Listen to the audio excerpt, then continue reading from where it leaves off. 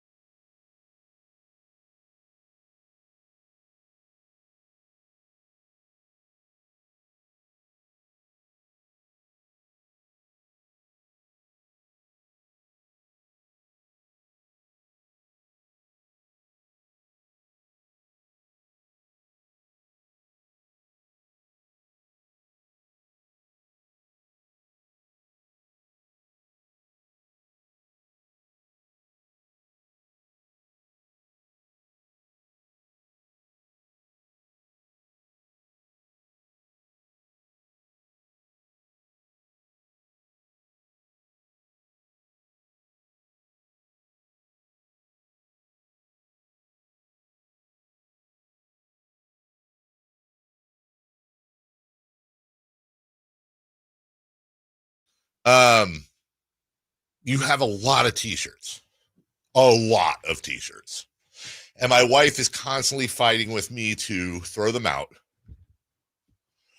And I don't like throwing any t-shirts out. I actually have big, like, Walmart plastic boxes in the garage with t-shirts because I just don't like it. And I have t-shirts that I wear. Like, sometimes I'll cut the sleeves out for summertime when I'm home because that's my uniform is shorts and a sleeveless shirt if it's like 110 degrees outside. Just, you know, it's a dad outfit. So I think about 13 years ago, I got this shirt. It was one of the shirts they sell in Vegas. Really? On the street. Yeah. I was thinking some high-end store. And I completely forgot I had it. So about once or twice a year, I do what I call the shirt flip. Because in my closet, like, I have the stuff that hangs up. And then on top of that are these racks. And I have my t-shirts on those racks. But the way it works is, like, you go and you look for a t-shirt and you grab the first few on top. So about once a year, I flip all my shirts. And so I was bored yesterday. So I flipped all the shirts. And this one was on the bottom of, like, row 3. How is that possible? I mean, how do you wash a shirt like that? So there's a little battery box that fits in here that also, by the way, controls these. By the way, I you know what? I'm being a bad host.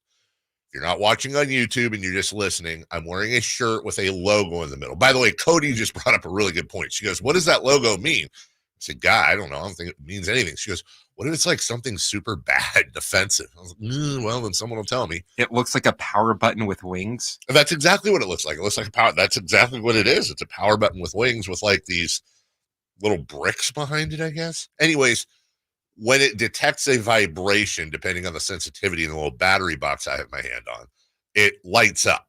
So I can actually turn it up. Is that up or is that down? That's up. So every time I talk, it'll go off. Or I could turn it, like, way down and then it barely doesn't go off at all. I am, of course, going to turn it all the way up. Anyway, so I can see your heartbeat. He actually made me look too. Hey, there we go. So yeah, that'll be fun for Chris today. And this is honest to God truth. I wore it kind of with you in mind. Like, I literally, I would have been really disappointed if you were like, "Oh, dude, that's a cool shirt."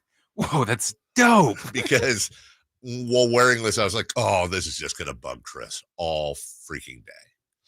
Also, not that I am of a normal frame of mind on this show normally. Anyways, I'm a little bit out there sometimes.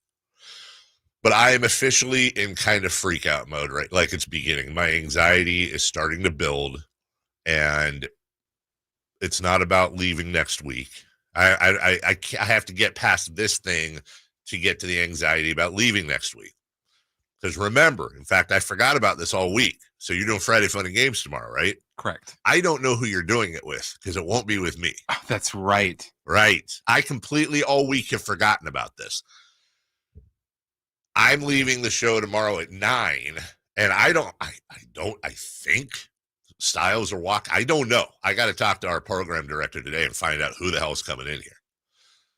Or if we're just rerunning like 17 interviews. I don't know. That's on the table, by the way, that maybe we do Friday Fun and Games at like 8:40 and then 9 to 10. It's like, hey, if you missed it, Monty and Keon Ellison, whatever. Doug Christie. So I can't go into like crazy detail about it, but I will say I'm working on a project for the soccer team, and it involves me flying down to LA tomorrow, renting a car, and driving to Sir Patrick Stewart's house to work with him on something of which I created it. And I will sit with him while he executes this project. And I've been speaking with him about this, and I don't know if eventually I'll get over it, but I had a conversation with him yesterday, and I can't stop thinking that I'm talking literally to Captain Picard. Like he again, I want to be careful here for his he's a pretty private dude. But first off, he calls me David, and I wouldn't have it. I wouldn't have it any other way. It seems David, hello, so good to hear from you. Honestly, splendid is the word he used yesterday. Seriously, I'll show it. It's splendid in the email. And he was again, I think I can say this. I just want to be. I don't want to say anywhere about where he lives, other than obviously I'm flying to LA. But at one point, he was talking about like the stuff, all the things that the flowers and everything in front of his home. And he said, one wants to keep oneself anonymous and not stand out. I was just like, oh my God. When you arrive, please be aware of my marigolds. And I can't stop thinking when I'm talking to this absolute treasure of a human being, just the way he said, he could read the phone book. One wants to keep one's self. What? So, I might have a heart attack. My blood pressure is going to be through the roof. He couldn't be more kind. He couldn't be more. I think I said at one point, hey, look, I'm just going to come down and be there for assistance. I certainly wouldn't think of giving you any advice on anything. No, your project, and I would appreciate the most humble, like, how do you give Sir Patrick Stewart advice on anything? See, that's where I think you need me there. Dude, I thought you did like Shakespeare and stuff. What is this? Right. Yeah. And until he corrects me, I refer to him as Sir Patrick. I think that's what you're supposed to do. But then I'm like, do I call him Mr.? Is Sir Patrick more formal than Mr. Stewart? Sir Stewart? See, and then there'd be me. Laura, Hey, Patty, come on. right. Show of life. This is for everybody. So remember the movie A Few Good Men? Please tell me you've seen that. Yeah, a long time. At the very least, you've seen the Jack The Nicholson. scene. Okay. And the whole thing with Lieutenant Caffey, Tom Cruise's character, is he has Jack Nicholson, Nathan Jessup up on the stand. And his whole thing is, do I ask Colonel Jessup if he ordered the code red? And there's no way of knowing until you have him on the stand and you feel out the situation. And if you ask him and he doesn't answer, you're probably going to jail. So you have to be absolutely certain that you can get him to say he ordered the code red. I'm saying that because amongst the things I'm bringing down there to work on, I have in my backpack a 3-sentence liner that I would love for him to do for the show. to introduce a segment from now until forever. But I need to feel that out, because the worst thing in the world would be for me to ask him and feel like I don't see any way where he would say no. But if I detect that he's saying yes because he is such a kind and polite person, I will feel 1 foot tall. So we'll see. But that's all happening tomorrow. And I haven't felt this kind of anxiety since a week out. I found out that I was going to be on top of the ladder at the opening night for the Kings with the glow sticks and repeat after me, long live the Kings, and all that. And the 7 days that led up to that, including the audition, or not the audition, the rehearsal, where I saw the ladder, the Slamson ladder they put out there, and realized right away, there's no way I'm going up. They wanted me to go up to the 3rd from the top step. This is not like a step ladder at your house. This is that giant ladder. And I was like, nope. I told them how high I would go, but the problem is nobody could see me because my face was covered by the 8 rungs of ladder from as high as I would go above me. So nobody knows this. They actually brought out a shorter ladder because I refused to go higher, because all I was thinking about was, once I get out there, I'm going to be so nervous and so shaky, and my blood pressure is going to be so high because I'm terrified of stuff like that, that I'm going to get dizzy and fall off and be a Sports Center meme for the rest of my life and perhaps die. So we got a shorter, I think a 10-foot ladder. And if you've ever watched the video, I rushed through it. I rushed through the whole thing. I get up there. It's dark at Golden One or Arco. The light goes on. I have the glow stick, or I'm wearing the stupid headband with the dye on my forehead from dyeing my hair purple, and I screwed it up. And like everyone starts cheering, and I cut it off and just go straight into the whole thing, and I jam through it, right? Because I'm so nervous. And then when it was over, the moment it was over, I walked back, and it took me less than 2 minutes to go, I really want to do that again. I actually want to do that again. I can't believe I rushed through that. I would love to go back in time and repeat that and do it what I think would be properly. And I feel like this is the same type of anxiety. I want it to get over with. I want to be done with it. I'm nervous as hell. I'm anxious as hell, but I have a feeling that when I get into the car to drive away, I'm going to be mad at myself. Why didn't you savor that more? Why did you rush through? So I gotta work with that tomorrow, dude. Monday's going to be interesting. Can I take a guess at what the liner is that you wrote for Patrick Stewart? You can take a guess. I think this is my genuine guess. Uh-huh. It's going to say, hello, this is Sir Patrick Stewart, best known as Avery Bullock from American Dad. And this is 4 Down Territory. Did I get it? You're super close, dude. If you know me, you know if there's going to be any character references in that liner from him, any references at all, it would be Star Trek references. Best known as King Richard from Robin Hood Men in Tights. Have you ever seen him in Jeffrey? Nope.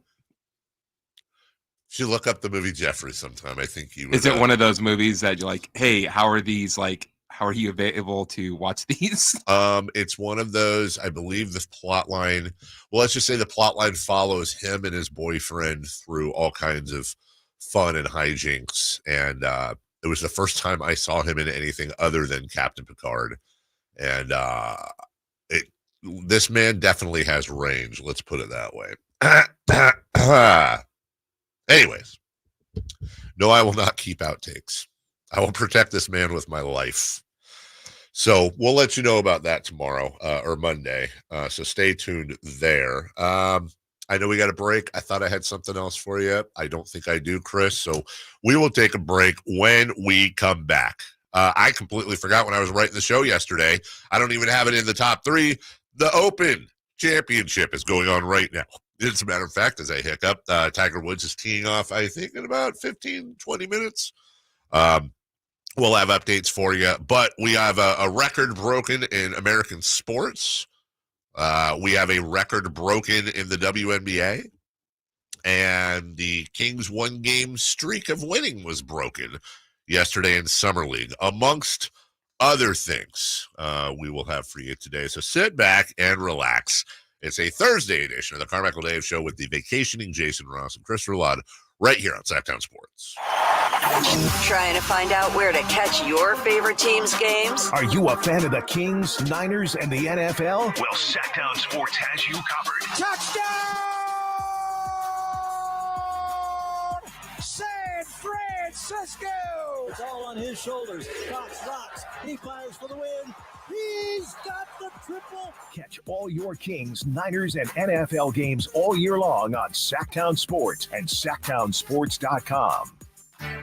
Hey, it's Carmichael Dave inviting you to make the switch to electric this spring and save big with American Energy. Stay ahead of those spiking energy bills this summer with up to $9,000 in rebates on a new ultra-high efficiency comfort system. American Energy is providing huge rebates from SMUD as well as spring specials by installing one of many incredibly efficient AC options available to you right now. Get rid of those fluctuating gas bills in the winter and switch to year-round all-electric with American Energy. Let them perform a free in-home energy efficiency analysis and see where they can help you save for the warmer months ahead. These guys are the best. Been serving the greater Sacramento area since 1981. A+ from the Better Business Bureau. Learn more by calling 916-520-9990. That's 916-520-9990. Call 916-520-9990 now. Let's do it. Leading off, the 3 top stories in the morning. Huge news. This is very important. Here's cut number 1. And the Kings got to put it up. Jones. And that'll do it. The Kings were on a 20-7 run before that bucket by Tyler Kolek. The Knicks' second-round draft pick with the game winner. Apologies, because he was on vacation last week, I believe. Kelly Brothers will join us. Was Kelly on vacation? Maybe I'm mixing that up with Sam. Yeah, Kelly was with us last week. Okay, my bad. Kelly will join us at 7:30. He is Good at business. He is good at business. Let me give you some other things, too. It's weird, because Chris and I, during the break, Chris mentioned a text he sent me. And I said, I didn't get a text from you. Then I went into my texts, and I have like all these texts, but no alerts. And then you mentioned you had this happen to you yesterday as well. Yeah, I have like 32 missed text messages. I'm like, what is this? And of course, like when you get a missed text message, they're usually up at the top. Yeah. They're like somewhere in the middle of like my text. And so you get a banner that shows you that you received a text. By the way, do you have that turned on? Like when somebody texts me, it just says their name. Do you have it? Do you have it to where you see the first line of their text? No, those people are serial killers. That do that. Secondly, then it will show in your little message thing. It will just say the number of messages. Thirdly, don't think I missed that flex. 30. I had 32 text messages in my phone. No, it's like Chris. My dumb friends getting in an argument on a group chat. So Kelly will join us at 7:30. At 8 a.m., Whitey and Kyle spoke to Bill Shanklin yesterday, the writer who is all over this A's Vegas thing with Rob Manfred. We're going to spend some time on that today, around 7:43, 8 o'clock, because I have some questions about this whole process with John Fisher. We'll hear from what Bill Shanklin said to Whitey and Kyle. And then I was on with old friend Steve Cofield on Cofield & Co. in Las Vegas yesterday, right after the show. And we talked A's a little bit. I turned the interview around at the very end, and we have audio for that, and just asked him, dude, what is the enthusiasm level on the ground? He does sports radio every single drive time afternoon in Vegas. Great show down there. And he has his finger on the pulse just like we do up here. And we'll get his answer on the excitement or lack thereof for the A's. Also, bringing a conversation off air that I love to onto the air today, since yesterday it was again the deadest day in sports for the entire year. We're going to do the all Nepo baby teams. And what I mean by that is we kind of got into a conversation, for example, and we can't do starting lineups for every sport because it gets a little bit more difficult, but we actually created a pretty damn good starting lineup in the NBA for only players whose fathers played in the NBA. And we're going to get into that a little bit in baseball and football, but I actually think you could have a championship contender purely with sons of NBA players throughout the year. For example, please don't forget Kobe Bryant's dad, who recently passed away, was an NBA player. So you get the idea if they played. It's just kind of interesting because also there were a couple players I didn't realize their dads. Like, for example, did you know Wally Zerbiak's dad played in the NBA? Exactly. I thought he was the only Zerbiak ever. Nope. Wally Zerbiak's dad played in the NBA. He is not on our list. So we've got a lot of fun prepared for you today. In the meantime, you saw that the Kings lost to the Knicks. Keon Ellis had a phenomenal game. It was not enough. Heartbreaker, if you will, for Sacramento. They fall to 1-2. We'll talk about that as well. In the meantime, number 2, please. Cut number 2. Caitlin, eyes up. Corner 3 for Hall. Hits it. What's the assist count up to now? Biggest lead of the game for Indiana is 15 assists for number 22.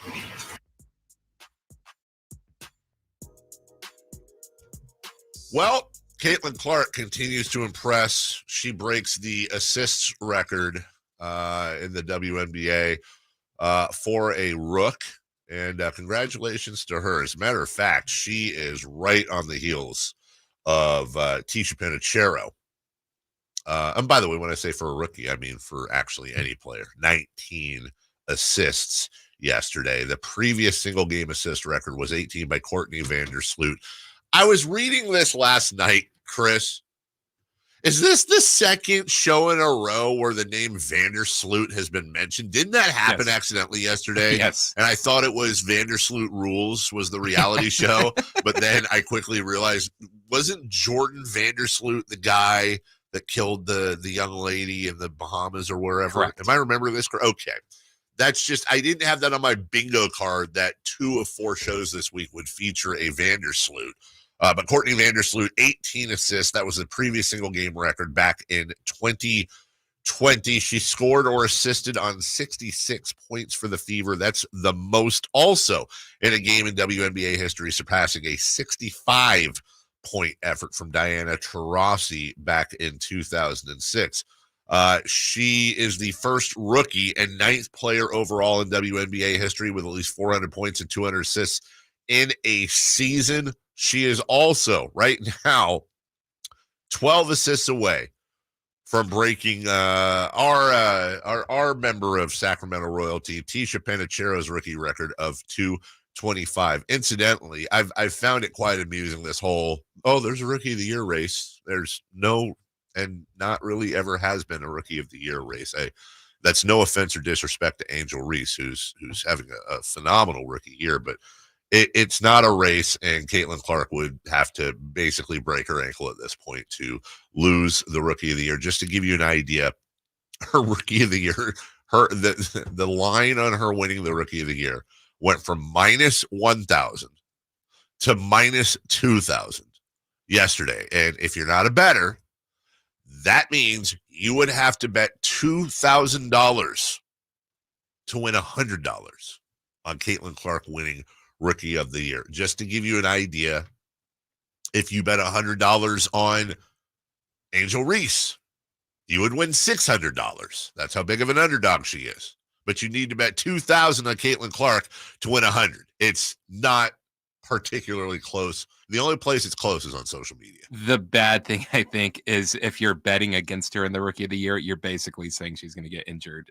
Yeah, that's exactly what it is. She would have to get injured. Or suspended for the rest of the season. Injured, suspended, or just, I don't know. Like, look, riot caused by WNBA rookie. Right?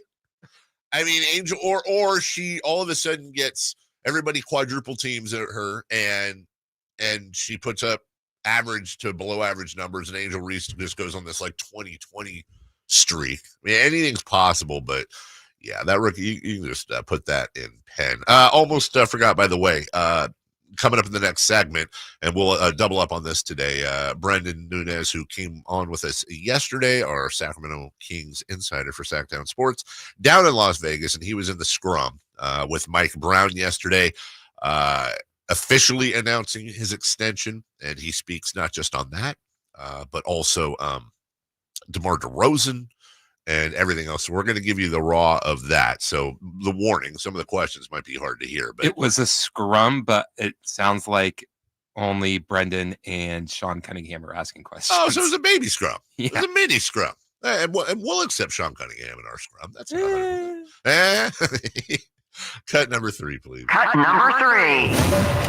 Jim Curtin has said his job is to be a 14-year-old kid. It's not some gimmicky thing to get headlines or sell tickets. This kid is ready, and Kevin Sullivan, the history maker, now enters this arena.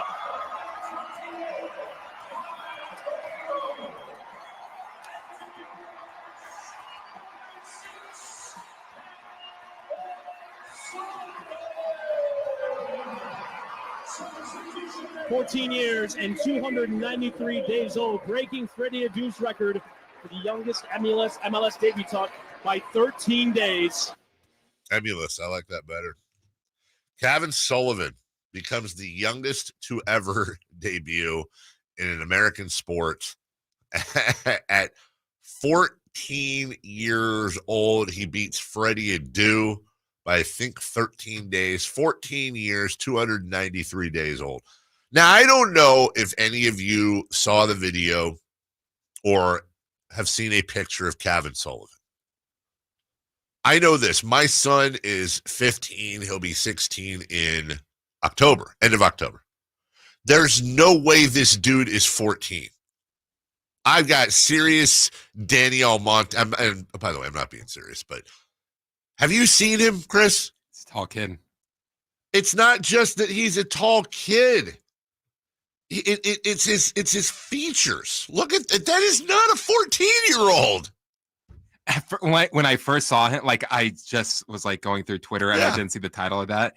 I was like, wait, Chicharito's back in the because of the hair. Yeah. There's look. If you told me this dude was a 23-year-old rookie, I wouldn't bat an eye. Like, the 23-year-old Kevin Sullivan comes in, and look, some people just mature older. They are older. I'm not ripping the kid by any means. I'm saying this dude does not look 14 at all. So coming up later, we actually have a list of the youngest debutantes, if you will, in the major sports. Kind of interesting because some, not so much. We'll take a break. When we come back, scrum time, Mike Brown in full, sights and sounds from down in Vegas next. On the move? Got somewhere to be? Take Sacramento Kings basketball with you. The Sacktown Sports app will let you stay connected to your passion. Never miss a moment of Sacramento Kings basketball with the Sacktown Sports app. Did you know about 1/3 of our lives are spent sleeping? Hi, this is Franklin Rosa with a word about Naturewood Home Furnishings. If we're going to spend that much time in our bedrooms, then our bedrooms ought to reflect our personalities. I remember many weekend mornings when our kids would jump into our beds trying to coax us to start our days more on their schedules than ours. Naturewood Home Furnishings' huge bedroom sale is here, and there's no better time to find the perfect accent piece for your bedroom, or even better, to start fresh by designing your bedroom to fit your lifestyle. From a new mattress and foundation to dressers to nightstands to lamps and more. Naturewood Home Furnishings will help you create a space from simple to luxurious and anything in between. Just drop by and let Naturewood's team help you envision a bedroom fit for 1/3 of your life. Visit Naturewood Home Furnishings right now for this remarkable bedroom sale. Off Highway 50 at Hazel, look for the water wheel. As a roofer, I don't have time to fail. Homeowners rely on me, so I rely on Beacon. Beacon's unique network of branches work together to get me what I need when I need it. And with the Beacon Pro Plus app, I've got the brands I depend on, like GAF, right at my fingertips. Now through September 15th, purchase high-quality GAF with Beacon Pro Plus and earn up to $1,500. Go to BECN.com or download the Beacon Pro Plus app today. Beacon, always building. The best things in life, they come in twos. 2 scoops of ice cream, 2 tacos. And now for a limited time, get our best deal of the year. Buy any phone when you switch to Consumer Cellular and get 2 months of service free. That's right, the same fast, reliable nationwide coverage as Big Wireless, now with 2 months free. Proof the best things in life really do come in twos. Visit consumercellular.com or call 1-888-FREEDOM. Second and third month of monthly base service fee waived for new customers with the purchase of a phone and activation by July 31st, 2024. Taxes, fees, and third-party charges will apply. See website for additional details. Summer is finally here, and so are all the best deals on DeWalt Power Tools at Fasteners Inc. Tool Outlet in Sacramento. Drills, impacts, circular saws, you name it, we have it for the best price in town, guaranteed. Whether you're a weekend warrior or a seasoned tradesman, we've got all the DeWalt products you need to crush your next project. So come on down to Fasteners Inc. Tool Outlet today on Power and Road for better tools and better prices. For more info, visit fastenersinc.net. From the Netflix series The Upshaws, get ready for Mike Epps. You gotta keep on reminding your girl how sexy she is, because if you don't, her work husband gonna tell her. That's why you gotta pop up on your girl's job sometimes. Yeah, where's she at? You looking for that work husband. That's the first dude that you say, you looking for Cheryl? You're like, no, I'm looking for you. Saturday, October 12th at Hard Rock Live, Sacramento. Tickets on sale Friday at 10 a.m. at Ticketmaster.com. Mike Epps Live. Check out his new Netflix special, ready to sell out. Out now. I would end the day with sore feet, sore legs. The drugstore inserts that I was purchasing were really not very useful at all. I walked into the Good Feet store and the guy kind of grinned at me and said, I hear that a lot. I was living with chronic pain before going to the Good Feet store. Now I don't really have that problem. I'm able to do the things that I expect to be able to do, even at my advanced age. I feel pretty good about what's going on. The Good Feet store in Sacramento, Roseville, and Vacaville. Carmichael Dave here for Capital Casino. Sacramento summertime heat is back. And, of course, Cap Casino, Sacramento's #1 poker room, wants to invite everyone to soak up some air conditioning, still with the most variety of table games in the region. And, as always, the best food, best service, and the best action, conveniently located in downtown Sacramento. Capital Casino, of course, reminding everyone to please make sure you gamble responsibly. 1-800-GAMBLER. The sun is searing, and so are the deals at Premier Pools and Spa's Sizzlin' Summer Sale. With scorching savings on new pools, seize your summer and snag thousands in discounts. Don't let these deals melt away. It's the Sizzlin' Summer Sale only at Premier Pools and Spas.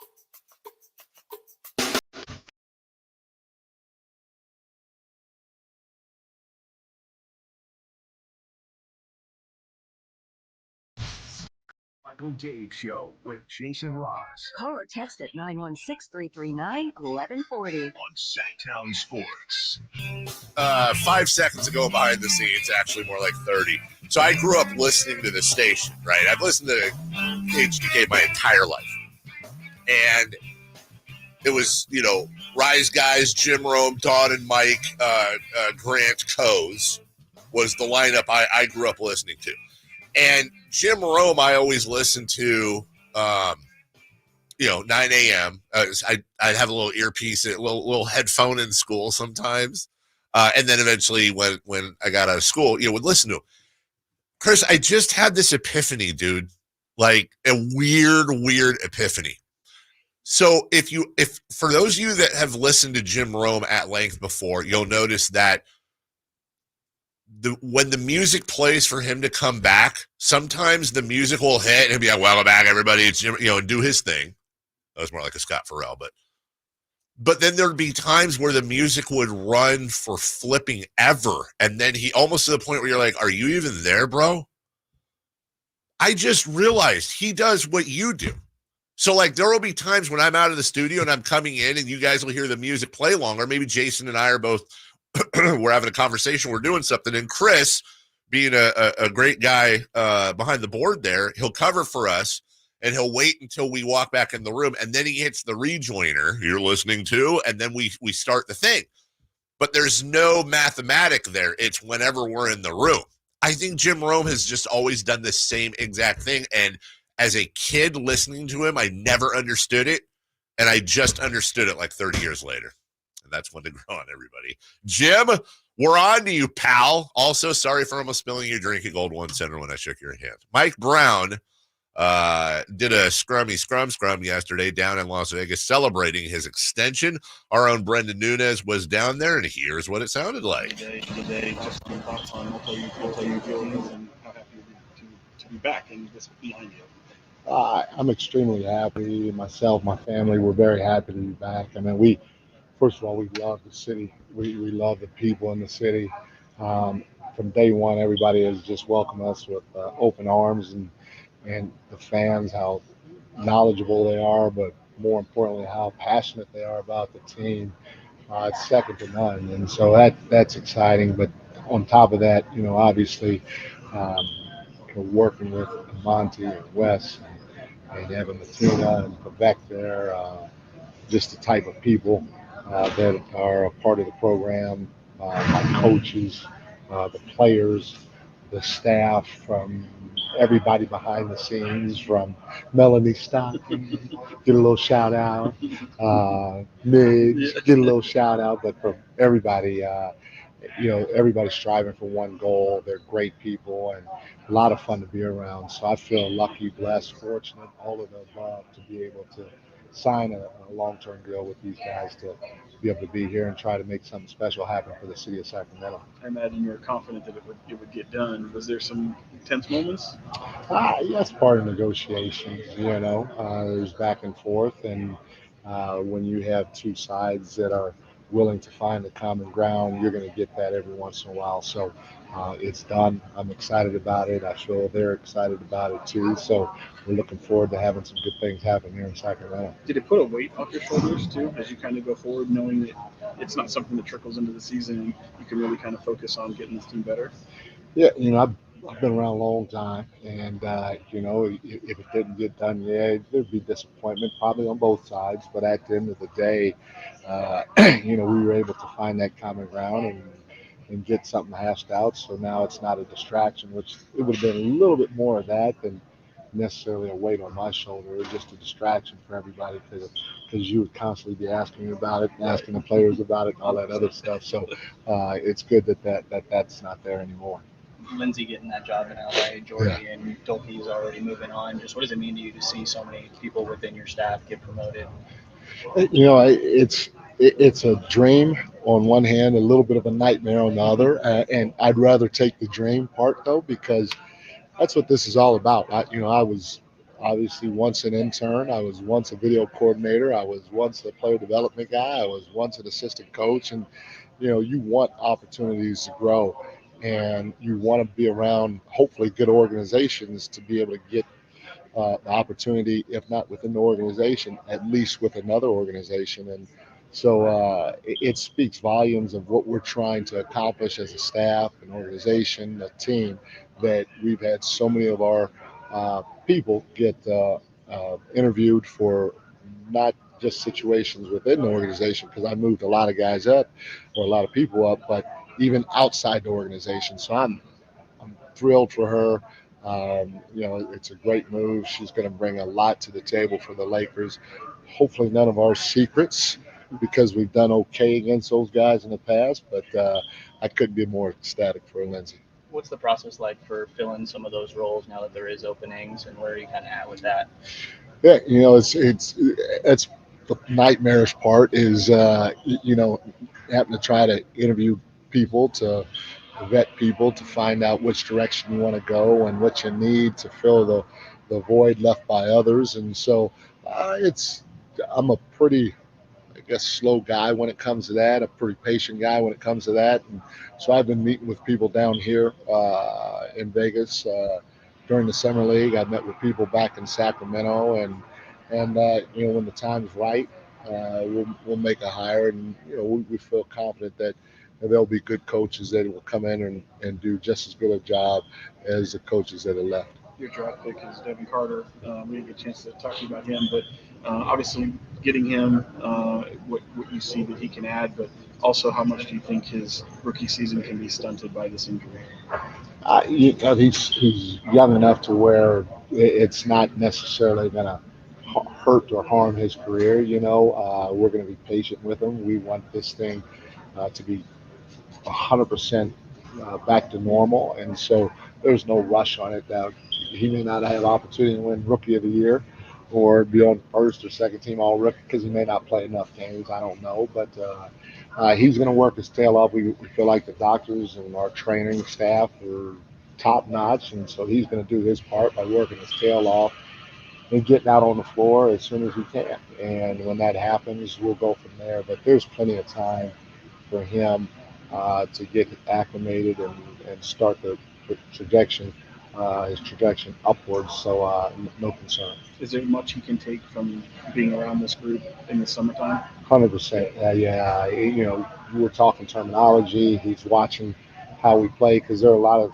things that we're doing right now in the summer that we're going to have carry over come training camp and regular season. So for him to sit around or to be around our guys, to be around our coaches, to be around shoot-arounds, practices, and games right now is an invaluable learning experience for him to help him get ahead of the curve a little bit, because he will be out.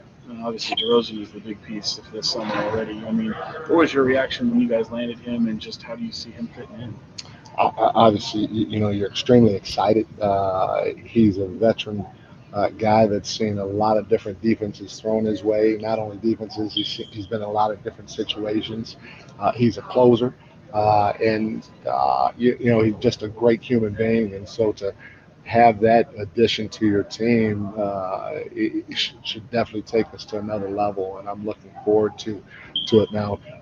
One player is not necessarily going to move the needle all by himself. It's going to take a collective effort. So we all have to use the summer to get better in order to enhance our chances as well. How well do you feel like he fits into your offense? 0.5 seconds, making quick decisions and moving the ball. He'll fit in great. When we play against him during the regular season, I don't get a chance to really study an individual player. You watch, as a head coach, I watch one game, sometimes two games of our upcoming opponent. And you're watching the whole team. You're watching how they play offensively, how they play defensively. And while you're doing that, you're watching that player a little bit. And so then you're trying to take away what you may deem are his strengths. And not a ton of, you can't take them all away because the games come so quick. But one or two things, after watching him extensively, he likes to bring the ball up the floor. He can bring the ball up the floor. He can initiate the offense when he brings it up the floor. He can play pick and roll. He can play the DHO game. And so these are all things that we do within our offense. Our 1 through 4 are interchangeable, so he may bring it at times. Because our 1 through 4 are interchangeable, he may be in pick and rolls at times. He may be playing DHO with Domas at times. And so all the tools you can see, all the skill set things are there for him to fit in extremely well with what we want to do. One thing he may have to get a little used to in time is, we try to play fast after every make and every miss, but not just get the ball up the court, but be in position to get the ball up in the court, but also get right into our flow right away. And that may take a little bit of adjustment or a little bit of time for him to adjust to. But other than that, I think he's going to fit in extremely well. Did you miss any part of our live local shows? Don't worry, you never have to miss them again. Check out sacktownsports.com and search our podcast page and play our shows when you want. The Carmichael Dave Show with Jason Ross, Stiles and Watkins, and the Drive Guys. Plus, other podcasts like Return of the Empire, Return of the Roar, the Stingers Up podcast, and Golf to Go with Frank LaRosa. They're all available right now on sacktownsports.com. What's up? We're talking to Chad Hoblet of Hoblet Dodge, Chrysler, Jeep, Ram, and Woodland. Chad, tell me what's happening for Chrysler's Make This the Summer Sales event. Everywhere you go, things are getting more expensive. But at Hoblet, we're working to save you as much as we can, which is why right now you can save up to $15,500 off MSRP on new 2024 Ram 1500 Bighorn or Laramie Hemi 4x4s. And we figured why not include no payments for 90 days. You guys are going all out this month, aren't you? From the time my grandfather opened the first Hoblet dealership back in 1949, one thing we've strive for is to treat you like family. That's why you'll find the big city selection and savings with over 400 Rams available, but the small town care and attention when you buy from Hoblet Dodge, Chrysler, Jeep, Ram. Search, select, and save through their whole inventory at HobletDodge.com. Unbeatable prices, unbeatable selection. Nobody beats Hoblet, period. 15,500 total net savings on select new 2024 Ram 1500s after 8,500 factory rebates and 7,000 dealer discounts. Rebates include 2,000 Chrysler Captor bonus cash. Must finance with Chrysler Captor qualify. And 500 first responder cash for current members of the eligible First Responder Association. At least 5 of this net savings, sample VIN 190060. See dealer for details. Dan owed an unbelievable amount of money to the IRS. I got behind on my taxes. It's a horrible feeling. He was in denial. And when I got those letters from the IRS, you wanted to act like they didn't exist. Finally, Dan turned to Optima Tax Relief, the leading tax resolution firm. A-plus rated by the Better Business Bureau, they've resolved over $1 billion for their clients. Optima got me a settlement with the IRS. These people are really people-friendly. It was every bit of a new lease on life for me. The fast action and the great results made Dan's head spin. I felt like I was in a dream, but it's real. And I have paperwork to prove it. They got the job done, and life is good. For tax help you can trust, call Optima now for a free consultation. If you're worried about what's going to happen with the IRS, stop worrying. Make the call now. Call 800-343-6460. 800-343-6460. 800-343-6460. Optima Tax Relief.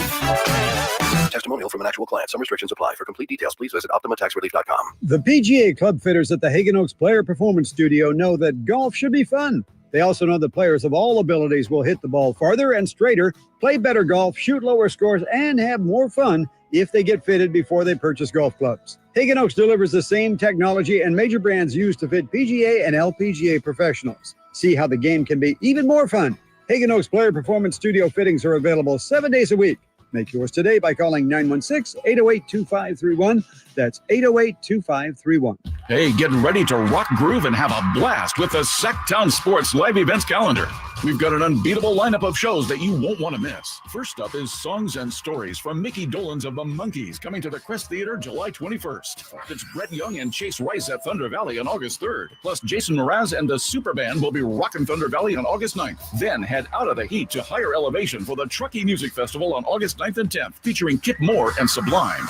And here's your Live Nation lineup. On August 4th, don't miss the Outlaw Music Festival at Toyota Amphitheater, featuring Willie Nelson, Bob Dylan, and John Mellencamp. On August 15th, catch Donnie Osmond at Hard Rock Live Sacramento. Then, on August 22nd, Creed Fisher takes the stage at Ace of Spades. And on September 10th, enjoy the timeless sounds of the Doobie Brothers at Toyota Amphitheater. Rounding out this rockin' lineup is the Lodi Grape Festival from September 12th through the 15th, featuring Joe Nichols and Smash Mouth. For information and tickets, visit grapefestival.com. And then stay tuned to Sacktown Sports for exclusive updates and your chance to win tickets.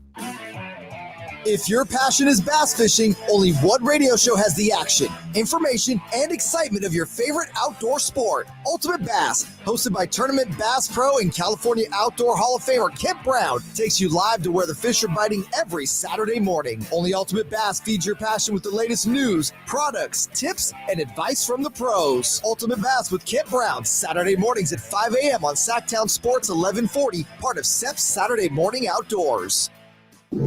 Safe or out? It's time to go around baseball. 3 pitches, 3 swings. It's safe or out on the Carmichael Dave Show with Jason Ross. We'll re-rack Mike Brown later in the program. If you missed it, you can also grab it off of YouTube as well and the podcast. Chris was texting me during.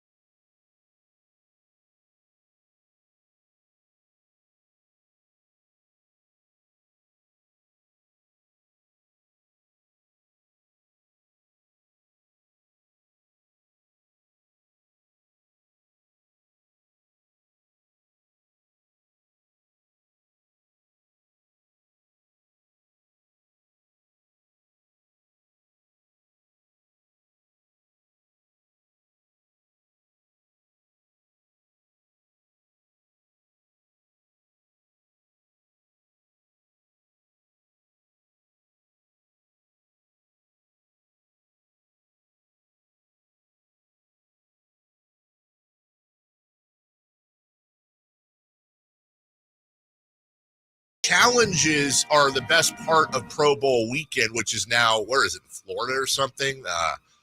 And I really like the kicking one where they play like tic-tac-toe or whatever with the kicks. That's kind of cool. That's the few. I like that. I like, somebody said yesterday, and they bring this up every Olympics, that it would be so much fun to have like normal people do an Olympic event just so we can see how badass the athletes are when they do it. I almost think they could do some sort of pros versus Joes thing, but they've also done that too with the celebrity games, and those suck. Baseball's All-Star game, I think, is the best of all the All-Star games. But the fact that, it's up 6% from last year. However, last year was the lowest ever. This is the second lowest ever. And I enjoyed the game, and I thought they did a great job. I don't know what they could do differently. Like we talked about yesterday, other than maybe award home field advantage to the winner of the game, their league. But I don't think that's going to make a tremendous difference. So anyway, I would say safe. I just don't think people care that much. Question 2, please. Rob Manfred said they'll test robot umpires in spring training next year. Safer out. This is a good thing. He was also very clear that doesn't necessarily mean they're going to start it next year, that they want to work everything out. What if Wi-Fi goes down? What if there's an error? What's the backup on that? Imagine you're in a majorly important game, whether it's regular season or postseason, and the thing malfunctions and a ball that's 5 feet outside gets called a strike by the robot. Now, there's a difference. There's the robot umpires that call every pitch. And what they're doing is the challenge system. They started out in the minor leagues with the every pitch, and then feedback from the players was overwhelming. Let's just go to the challenge system. And for lack of a better term or way to think about it, we've used this before. Think about tennis. The umpire calls it out. Player raises his hand or her hand. It's a super quick challenge. It shows the graphic on the screen where the ball is. And it's very clear. It's either in or out. There's no arguing. There's no nothing. They move on. That's it. Super quick. That's what they're going to be trying in spring training. Yes, I think it's a good thing. And by the way, the umpires' contract from their union is coming up very soon as well. So that's going to have to be a part of the negotiations. Weirdly enough, though, in talking to people that know things about this, the umpires are actually in favor. They actually not of all roboting, but of the challenge system, because it takes a little bit of the pressure off of them. And as I've said before, what they want to do away with, which will never happen, which is really unfair to them, is the strike zone graphic on the broadcasts. Because as we mentioned before, and you don't really notice this, it's fun to watch, but the strike zone graphic is not exact. And the TV broadcasts never say, this is an approximation of the strike zone. Do not take it. You look at all these videos of all these pitches that are called way out. I've said it before. Notice that the strike zone graphic never changes, which it should change for every single batter based on their height. It never changes. It's always the same graphic unadjusted. By definition, it's not accurate, But we're trained to look at a pitch that's high or this or that and go, oh, the ump missed it. No, the ump did not necessarily miss it. So it kind of screws them over a little bit. Wow, using technology to improve labor instead of replacing them. Hey, message number 30, please. The Giants have the easiest schedule on paper for the rest of the season. Safer out. The path of the postseason is there for them. Yeah, I think that's safe. I'm not saying they'll make the postseason at all. They're just not that great of a team, especially offensively. But they have the easiest schedule in the league the rest of the way. And we've said this before, if Blake Snell and Robbie Ray are both, and Ray's looked really good in his rehab assignments, if they both come back and Logan Webb continues to do what he always does, which is excel, yeah, there's a shot. If these guys get hot, they're only, 3.5 is what we said out of the wild card right now? That's nothing with the amount of games left. So don't count them out. I mean, I've counted them out. I don't, they're 3 back, excuse me. They're 3 back with 65 games to go. That ain't nothing. But behind that, they're also at a minus 27 run differential for the year. And it very much seems like this is a 500 team. But the third wild card spot is currently occupied by the New York Mets, and they're 49-46. So a team right around 500 very likely might make it into the wild card. Whereas the third wild card team in the AL, the incredibly hot Boston Red Sox, are 9 games over 500 at 53-42. The National League is just way up for grabs when it comes to wild card. And yeah, I do think there's a path there for them. They just have to grab it. We'll get you an open update, if you will, for what some call the British Open. Just call it the Open Championship. That is in action right now. Tiger Woods has teed off, and we'll talk about the youngest debut in American sports history and how he stacks up versus the other youngest debuts, both men and women. We'll do all that right after this. The NFL's leading rusher plays here. The handoff to McCaffrey, walks in the end zone. Handoff to McCaffrey, takes it right down to the goal line. He does his thing again. McCaffrey goes in motion right. Backwards pass led by Juszczyk. A block there. Hurdles a man. 10-5. Touchdown! CMC! You can hear all of Christian McCaffrey's touchdowns on your home for 49ers football. Sacktown Sports. I didn't ask to be thrown in the streets with nowhere to go. I didn't think I'd survive. But I did ask for help, and Covenant House was there for me. 1 in 10 young adults will experience a form of homelessness this year. For these kids who didn't ask to be put in this unthinkable situation, Covenant House is there. Covenant House helped me break the cycle of homelessness in my family. They gave me the love that I needed. Over 2,000 young people will sleep safely in a Covenant House bed tonight. When youth who are experiencing homelessness have a hot meal, a safe place to sleep, medical care, and love, they can overcome heartbreaking challenges and have a brighter future. They just really genuinely just wanted to help me succeed, and I'm succeeding. I'm a speaker, I'm an author. Covenant House really helped me and really helped mold me into the woman I am today.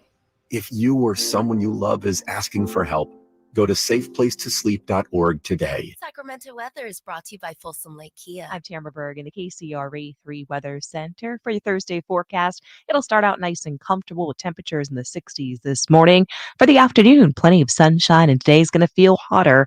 Highs will peak in the range of 98 to about 101. Get the latest forecast on the KCRA 3 News and the KCRA 3 app. Coach Doug Christie here to remind you, if you're in the market for a new car, shop Folsom Lake Kia. Low interest rates, low payments, and zero down deals with approval of credit. Folsom Lake Kia, over 25 years, right here in Folsom. Hey, it's Carmichael Dave for American Energy Heating and Air with a question. Have you recently had a technician diagnose your HVAC system and you were a bit surprised at how much it cost? Or did something seem off about their quote? Because at American Energy, they take pride in giving you honest, straightforward solutions to get that system up and running. Have their qualified technicians come out and give you a free second opinion. It's free. You got nothing to lose but some dollars off of that original quote. They're making the uncomfortable comfortable. They've been doing it since 1981, serving the greater Sacramento area. A+ with the Better Business Bureau. That's why they keep having customers coming back for more and more and more. You can call them and set that appointment at 916-520-9990. That's 916-520-9990 or AmericanEnergyAir.com. Call 916-520-9990 now. You go into your shower feeling, but as soon as you reach for the Irish Spring, your day immediately gets better. That crisp, fresh, unmistakable Irish Spring scent zings your brain and awakens your senses. So when you finally emerge from the shower, 37 minutes later, because you pay the water bill so you can stay in there as long as you want, you're ready to take on the day and smell great doing it. Irish Spring Body Wash and Bar Soap. Fresh, green, Irish. Shop now at Walmart. eBay Motors is here for the ride. 120,000 miles of night drives, daily commutes, and who knows how many. Are we there yet? Through countless fixes, elbow grease, and a new radiator, you kept your ride alive. With eBay Motors, you have over 122 million parts to keep it running. And with eBay Guaranteed Fit, they'll be the perfect fit every time. Plus, at these prices, well, we're burning rubber, not cash. Keep your ride or die alive at ebaymotors.com. Eligible items only. Exclusions apply. Grab the keys to a new fuel-efficient Toyota. Let's go!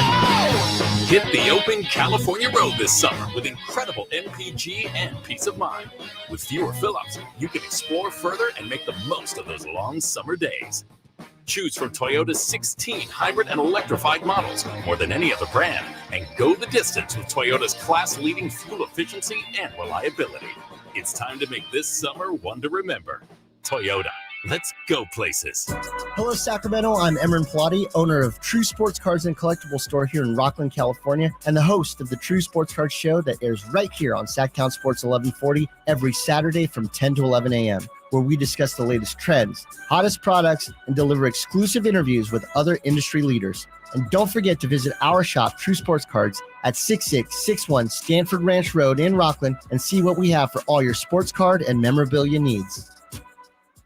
18 number ones. What was I thinking? I won countless ACM and CMA awards. Sold out world tours. And now Dierks Bentley is coming to Sacramento for Country in the Park 2. September 28th at Hart Health Park at Cal Expo with Parmalee, Dasha, Kelsey Hart, and more. Plus line dancing, food trucks, and more. Tickets available now at CITBfest.com. Brought to you by McKee Brothers, Clemmy Rooter and Heat, and Dawson Oil Company. KHTKAM Sacramento, KYMX HD2 Sacramento.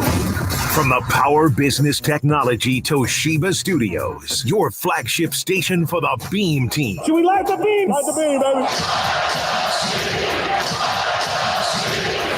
Sacktown Sports.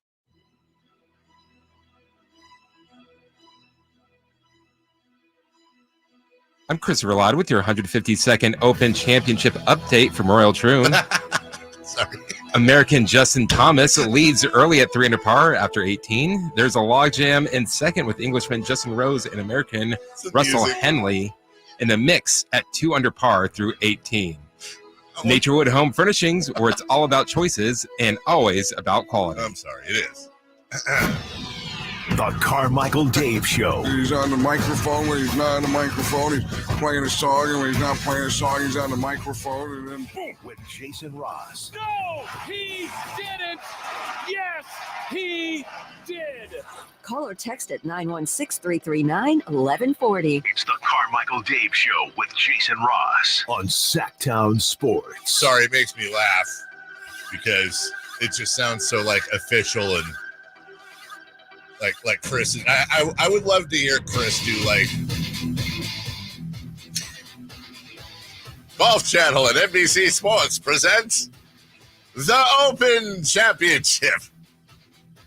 just the music's officialness does not fit your snarky nature. So even though you're doing it fine, I hear snark, and it makes me LOL. Speaking of golf, unconfirmed but soon to be confirmed, our good friend Garrett Johnston. I don't know if he's actually there or not. Usually he is. He's everywhere. He'll give us a update, if you will. We'll talk Open Championship at 9:13. Hey, it's still some good news for you guys. Huh? Well, for Americans that want to watch Huddersfield Town. Oh, yeah. The CBS Sports just announced that they're going to have all of those games on the app. What the heck, man? My guy sent me that today. He said it was embargoed. I guess it would. Did that just come out? This was 43 minutes ago. Okay, yeah. Okay. Multi-year, multi-platform. Yeah, CBS and all their platforms. They have the option in that deal to broadcast literally every single one. Oh, they care about. I hate how to watch your team, you have to just have every single. Yes, you do. Streaming. But in order to watch, for example, Huddersfield Town last year, with I think maybe the 5 times they were on ESPN Plus, you had to subscribe to this thing called iFollow, which is the EFL's streaming service. And you could watch it on your phone, tablet, or computer, but somehow there was an issue between it talking to your television, so you couldn't AirPlay it. So you could, in effect, it would show the AirPlay little box at the top right. You could click it. It just never would connect. So the only way you could watch it on your television would be to put it on your laptop, and then you had to HDMI cable it to your TV, which is annoying. I mean, if there's one thing you want to do to grow your sport, it's make it incredibly difficult to watch. That being said, I got educated on a lot of stuff over the last year when it came to English football, if you will. One thing I learned, I've only ever watched the Premier League. Championship games are actually a blast. Oh, yeah, especially when you get to the playoffs. They're a blast. Yeah, and then you actually have playoffs at the end where the top 2 teams automatically go up. And then you have the 3, 4, 5, and 6 playing a little tournament to get the third spot to go up to the Premier League. And you want to talk about celebrations, getting promoted, people chanting drunkenly, "We're going up." Leeds United, unfortunately, was not able to be promoted last year. We all felt terrible about that. Before we get to Kevin Sullivan, speaking of the Euros, dude, they're at it again, and this is just such a dumb argument. And listen, I am always very sensitive to the whole arrogant Americans, we're the best, blah, blah, blah. But that's not what this is about. Arrogant Ottoman, who is the head coach of the EuroLeague champion Panathinaikos, Greek team, said about the Boston Celtics, if you want the world champion title, come and beat us in our league. Dude, look, number one, I respect confidence. I don't expect anyone to come out and be like, oh, yeah, they'd kill us. Like, screw that. I get that. I really do. But you don't have to come out and say the other thing. Because if he honestly believes that, it's more than just confidence in his team. It's borderline just you're separated from reality. No offense to the teams over there or any team internationally. And please remember, the NBA is not the National Basketball Americans. It's international. The best players from the world are there. There is no way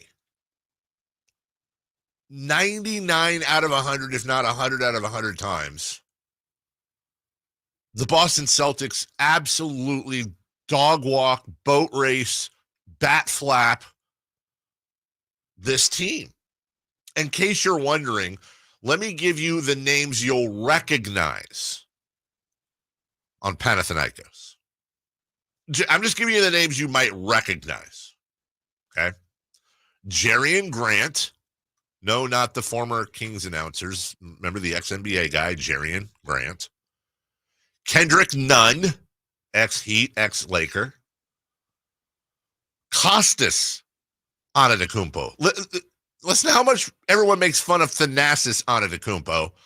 They have the Antetokounmpo brother that isn't even good enough to be Thanasis Antetokounmpo. Juancho Hernan Gomez, decent role player in the NBA. Those are all the names you would recognize because you don't know Dimitris Moraitis, Alexander Balcerowski, Kostas Sloukas. And also, by the way, I know it sounds weird for me to say this. Absolutely no disrespect to those players. No, none. This is not their fault. I'm not saying they suck or they're washed or anything like that. I'm saying imagine that team playing the Boston Celtics, and I don't care what rules you adopt. Unless the rules are anybody named Boston Celtics has to start the game out down 50, there's no chance. I'm not an odds maker, but I'd say the opening line on that game would be something like Boston minus 18.5. Meaning if you bet on Boston, they'd have to win by 19 or more. And please keep in mind, I'm also of the belief that the Boston Celtics would beat the United States Olympic team. It's a whole different ball game when you're talking about a team that has played together for years. There's a whole different avenue of good that comes with that. So it started with with the track guy saying it. World champions of what? The NBA is the world headquarters of basketball. There are phenomenal players, including players that may very well be NBA Hall of Famers that are scattered around the world that you can count on one hand. Maybe Kevin Sullivan will be one of those someday. He made his debut in MLS yesterday at 14 years old. He broke Freddie Adu's record by a couple of weeks. 14 years old. And just to give you an idea,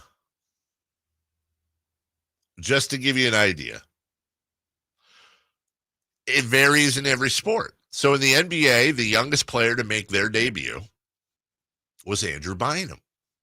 18 years, 6 days. By the way, fun fact, Andrew Bynum, I believe, is still the last Los Angeles Laker drafted by the Lakers to make an all-star team while on the Lakers. Pretty sure that's still true. That was true forever.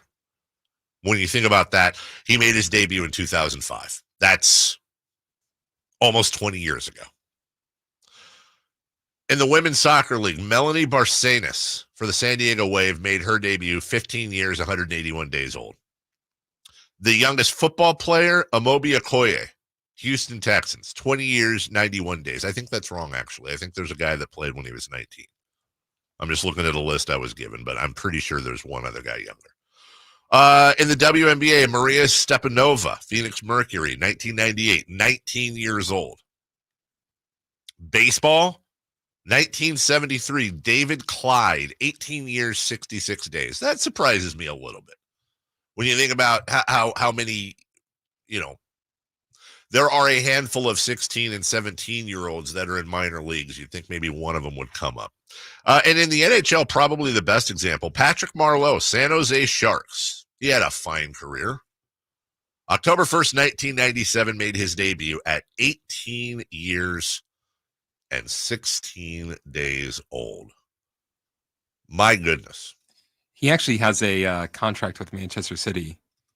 Who does? Kevin Sullivan? Mm-hmm. Does he really? Yeah, to where he could go over there when he's 18. But here's the weird thing is he's got a German citizenship through his mother.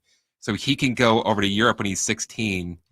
Also, if there was no Brexit, he would have been allowed to go to England at 16. But because of Brexit, he has to wait till he's 18. Shockingly, he has a contract with Man City.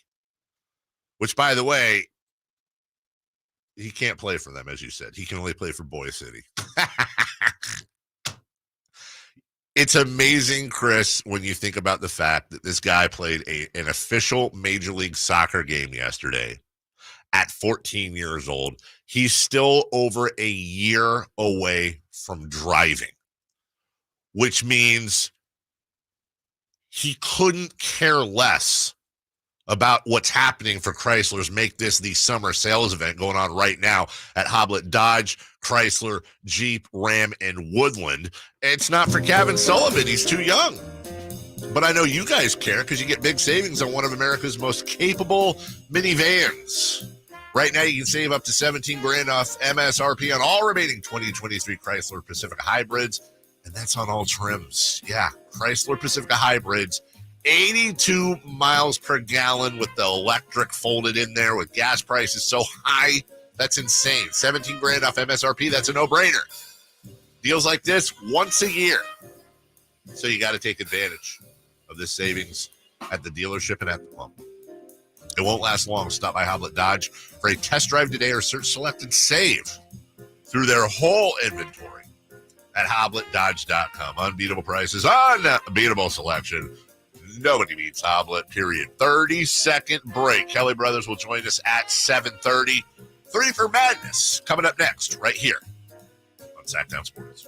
Subscribe to Sacktown Sports on YouTube and watch the Carmichael Dave Show with Jason Ross, Stiles and Watkins, and the Drive Guys. Live Monday through Friday from 6 to 6. Plus view archive shows and exclusive content. Subscribe at youtube.com/Sacktown Sports. 3 questions, 3 answers. It's 3 for Madness on the Carmichael Dave Show with Jason Ross. Here's question 1. All right, Kelly Brothers joins us in the next segment. Good at business. The weather with the A's, and we'll get into some finance stuff. Money in soccer and Wimbledon, amongst other things we'll talk about with Kelly. Always entertaining. Shout out to my dad, his favorite segment of the day. In the meantime, and by the way, I haven't said it yet. I've typed it. I haven't said it. Hello, everybody in the chat. See some faces I don't see always. Evan, Ash, the Shaka Zulu Galaxy Gaming, Ducknuts 6. I know we've hung out with Ducknuts 5 before, but Ducknuts 6 is just an absolute riot. And Matt and Earl and Camp and everybody. Where's my guy MC? I always worry when I don't see him in there. I hope all is well. He and I both share an ailing mother, so I do tend to worry when I don't see him. Hope everything is okay. All of you, hello, love you, welcome in, and thank you. Christopher Log, question 1, please. The Kings are now 1-2 in the Summer League. Do you care? Nope. I don't. I do not care at all. When you look at the Summer League standings, and there is almost zero correlation between doing well or doing bad in Summer League and doing well in the regular season. And in the Kings' case, they're missing their lottery pick. They're being led by Keon Ellis and Drew Timme, amongst others. But this isn't about wins and losses. Of course, they want to win. But it's more about working things out and improving. I think that what I care about is Doug Christie getting the experience he wants in coaching and running a team there as the number one guy, and what he's able to pass on from his vast cauldron of basketball knowledge to these players. That's what I care about. But and don't get me wrong, dude. If they were 3-0 and they were in line for the Summer League title, I'm going to care a little bit about that just because, hey, new shirt. That's fun to talk about. But, you know, honestly, whether they win the title or they're 0 and whatever, it really doesn't matter. Number 2, please. Question 2. Is Mike Brown already the second best coach in Sacramento Kings history? I was having this conversation with somebody yesterday. This is a tough one because it's between 2 people. And apologies to everyone else, but Rick Adelman's the GOAT. He's number 1. But is Mike Brown in 2 years surpassed Michael Malone? And this is a tough one because, first off, it seems like a very easy answer. Of course he has. He's made the postseason both years. Broke the playoff streak. Second most wins in the Western Conference.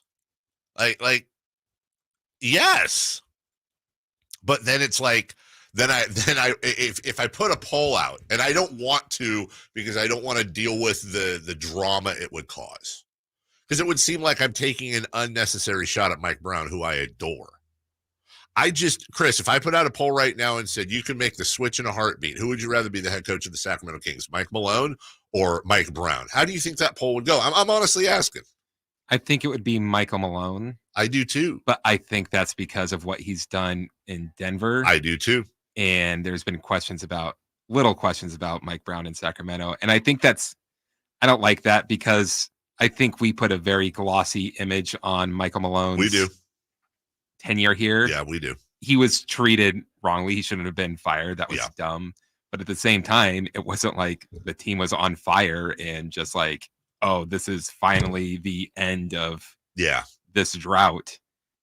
Yeah, it's an excellent point you bring up. And I adore Mike Brown. I am in love with and will forever be in love with Michael Malone. He's just such a good dude and was a port in a storm in a tough time, and everything he was dealing with, the start of ownership's tenure and all the mistakes that ownership made early on. Michael Malone had to deal with that, including Pete D'Alessandro, the DeMarcus Cousins era, and dealing with that, DeMarcus getting traded, DeMarcus getting whatever the hell that disease was. I can't remember, where he was sick forever. Mono? It wasn't mononucleosis. It was but it was like that. It was, damn it, someone's going to remember. It was lame, whatever it was. And then getting fired over that and the way that was handled. But also I feel like it's a little bit of like a bad breakup, and then you forget about the fights you had and you only remember the good stuff. And then, oh, by the way, the person you dumped went on to win an Oscar and marry an A-list celebrity and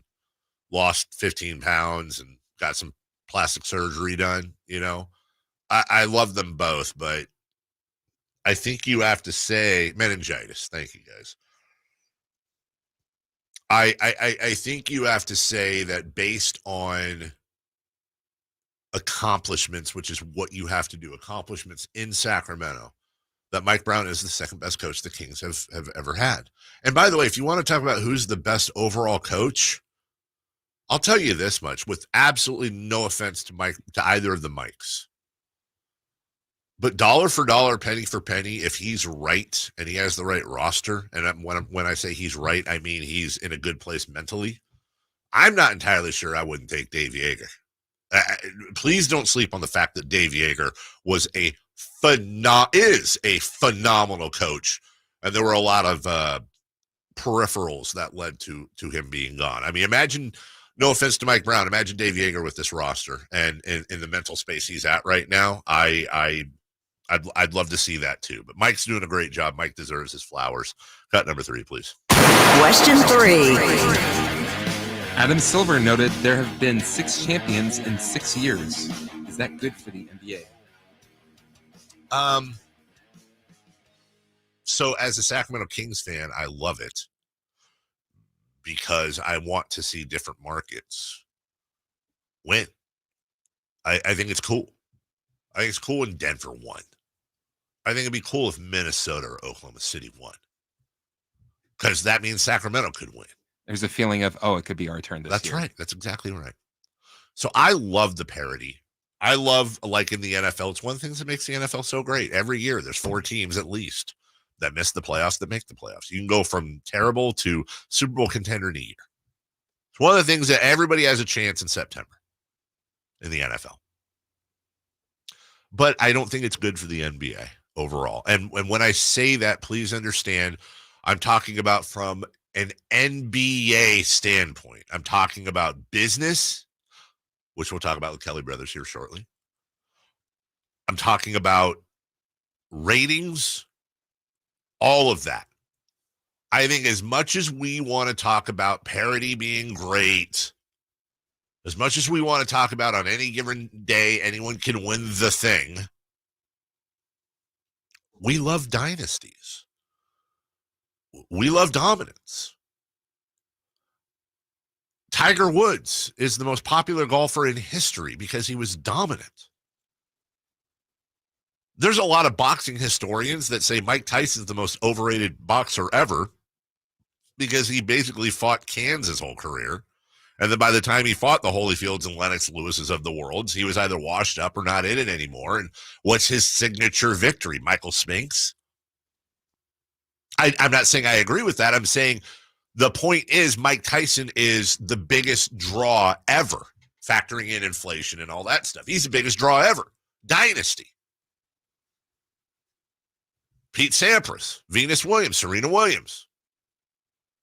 The Spurs, the Lakers, the Celtics. People love dynasties. They love dominance. They love to root for them. But even more than that, they love to root against them. So the whole golf is more than just Tiger Woods. He hasn't won and made a cut. It's a second cousin of the Caitlin Clark thing, just on opposite ends of the careers. But it's a second cousin of the same argument. You can say what you want about Tiger Woods, and there's plenty you can say about Tiger Woods. Golf is where golf is at today financially, in large part because of Tiger Woods. And much like Caitlin Clark and everyone in the WNBA that paved the way before her, well, let's switch that same argument to golf. Guess what? There were Arnold Palmers and Ben Hogans and Jack Nicklaus's and Tom Watsons and, hell, David Duvall's and John Daly's and so many others before Tiger Woods. But Tiger Woods took it to a completely different stratosphere. And there are a lot of golfers right now. There are golfers that in one tournament make about as much, if not more, if they win than Jack Nicklaus did in his career. Now, I understand inflation, a different time. I understand all that, but factor in inflation even. Look at the money you win for the BMW championship alone at the end of the year. I think it's 15, 20 million, the FedEx Cup. Like, that's ridiculous. You think that money is there without Tiger? It's because people want to see dominance. So, yes, I think as a Kings fan, I love it. But from an NBA standpoint, no. 6 out of Denver winning the championship, I love it. You might love it. We love it. Denver loves it. But the national zeitgeist does not love it. Okay, great, Denver. Yeah, Nikola Jokic, super not fun. He's boring. Does he even dunk? I don't know. Like that's the reality of the situation. We'll take a break. When we come back, Kelly Brothers. We'll talk about the A's, Sacramento, and more next. The only place you'll find Kevin Herter is Sacktown Sports. Herter's open, steps into 3. He's got the triple. Hey, Sacramento, it's Kevin Herter, and you're listening to the home of the Sacramento Kings, Sacktown Sports. Your local sports leader. Sacramento weather is brought to you by Folsom Lake Kia. I'm Tamara Berg in the KCRA 3 Weather Center for your Thursday forecast. It'll start out nice and comfortable with temperatures in the 60s this morning. For the afternoon, plenty of sunshine, and today's going to feel hotter. Highs will peak in the range of 98 to about 101. Get the latest forecast on the KCRA 3 News and the KCRA 3 app. Shop Folsom Lake Kia for special offers right now. I'm Coach Doug Christie urging you to visit my friends at Folsom Lake Kia and save big on your next new or certified pre-owned vehicle right now. Visit FolsomLakeKia.com. The doctor's office that accidentally mixed up your files has your social security number. The power company that mistakenly cut your service has your payment info. And the hotel that lost your reservation has your passport number. You need LifeLock because your personal info is in endless places that can expose you to identity thieves.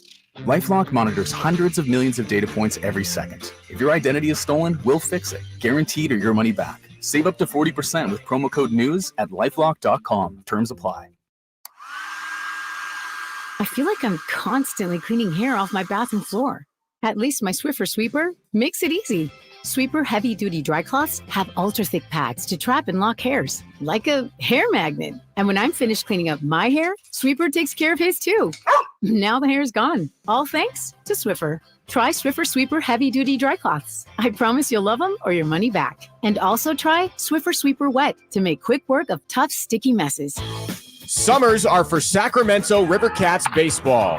Your River Cats are home this weekend, which includes the fan favorite Star Wars night on Saturday, July 20th. Bid on limited edition Star Wars jerseys and meet your favorite characters throughout the game. Elevate your experience with the VIP home plate tailgate while tickets last, and stick around postgame for a Star Wars themed fireworks spectacular. For more details and to purchase tickets, visit rivercats.com. Where do you go when you need someone to represent you? For me, you want someone that is local and that you can actually get to and talk with. There are plenty of big branded lawyers out there with the name, but you never get to talk to them. So go to saclegaldefense.com and connect with the law offices of Jonathan Gonzalez. He's local, he'll represent you, and he'll have your back. Whether it's expungements, wrongful termination, when you're in a spot when you need legal help, call the law offices of Jonathan Gonzalez at 916-304-9187. If you've been on the American River, it's uphill, it's downhill. There's trails everywhere that you can walk, and it just makes you happy. And I couldn't walk, and it was terrible. I was turning into a real crab. I went to the Good Feet store, and I tried on the arch supports. I could not believe that I was not in pain. I can walk, I can run, I can jump, I can do anything. My name's Terry, and that's my Good Feet story. The Good Feet store in Sacramento, Roseville, and Vacaville. Joining us now on Sports Sense, certified financial planner Kelly Brothers. Kelly is an advisor with CapTrust, one of the nation's largest registered investment advisors. CapTrust counts among its clients numerous pro athletes and pro sports franchises, but most importantly serves many Northern Californians through comprehensive financial planning. Here's Kelly Brothers. All righty, listen up, Dad, and everybody else. It's what many say. They say. Best segment of the week. Kelly Brothers joining us. Good morning, Kelly. How are you? I'm doing well, Dave. Great to chat with you. And congratulations on getting through yesterday, which I believe is the deadest day of the sports calendar, is it not? You're 100% right, with the one exception. See, yesterday is the deadest day of the year. But today is the deadest show of the year because we're recapping what happened yesterday, or more importantly, what didn't. And Kelly, amongst our top, we were already hurting. We spent a full segment on hippo meat yesterday and why that's never been a thing. And apparently in 1912, there was a U.S. senator during the cattle shortage that actually wanted to bring hippo over because it has a very steak-like quality and felt like, and when you think about it, hippo kind of looks like a cow, so I get it. And they were going to bring it over, start importing it to try to replace or augment the cattle they had over here. But apparently transporting hippos, not easy. And it all kind of fell through. But that's where we're at in July, Kelly.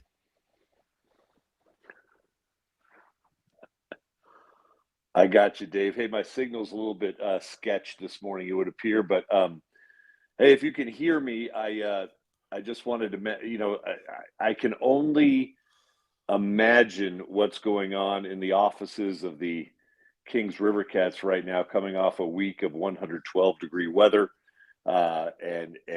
And what happens if that hits next year, and how that scheduling is going to have to work. And it's I'll tell you what, it's a real issue, and they're going to have to be light on their feet. And I don't know how much flexibility they have with Wednesday getaway days, but it is it's going to be an issue, that sort of heat, especially if you have two teams. Can you imagine being the superintendent trying to keep the field up to par? It's hard to imagine, exactly how they're going to be able to do that and actually get fans in the stadium if we suffer through any heat wave like we just went through next summer. Well, just to answer your question, I can hear you fine. There's a little bit of a delay when I ask a question, but I can hear you fine. We're all enjoying the wonderful woodwork of the ceiling where you're at. Looks like you're on some sort of body of water. I see some bunting, red, white, and blue in the background. Where are you today, Kelly? Yes, yeah, just spending a little time out of the heat, Dave. But hey, I did a podcast. I'll let you know when it drops, with a guy named Jeff Levering, who a guy you should meet. He's a Sacramento guy, grew up in the Arden, Carmichael area, and now he's the play-by-play voice of the Milwaukee Brewers. He sits every day next to Bob Uecker, which is an incredible. I mean, that man is 90 and still sounds fantastic. And he said that was his biggest concern for the A's next year is what are they going to do about the heat and how are they going to handle it with two teams there? And they got to figure that out because the teams are not going to want to come in and play a day game. I mean, that's why Phoenix has a dome stadium. That's why I think Sacramento would need a dome stadium if you ever really got an MLB team in here. So just kind of a cautionary little heat wave for us to think about. We don't want that to happen next year, obviously, but it's completely out of our control. Well, just a couple things there too. Never underestimate when you're talking about Carmichael kids. So Jeff Levering, friend of the show, also Jeff's cousin Melissa and I were classmates at Mission Avenue Open, and Jeff's sister Jenny Levering. I always forget. I don't know if it's cousin or sister, but Jenny was one of my little sister's best friends about 5 years prior. So yeah, there is a massive Carmichael connection between us and the Levering family that goes back to elementary school. And as you said, he's doing a wonderful job. He's fantastic at his job, and to be able to work with Bob Uecker is just insane, as he says each and every day. About the A's thing, yeah, look, we're actually going to talk about it a little bit later. The heat, the fact that it's going to be turf, the fact that it's going to be 120, 130 degrees on the field at times, the fact that there are actually rules that will prevent them from moving certain games to certain times based on when teams fly. Like, we've been going over all this stuff, and Tony Clark and the Players Union, they're raising their eyebrow pretty hard right now. There's so many things, and no fault of the Kings, by the way, that are just low rent when it comes to Major League Baseball about this whole situation. But on top of that, Kelly, and I want to ask you this, it's good having you on because I'm going to get into this a little bit later.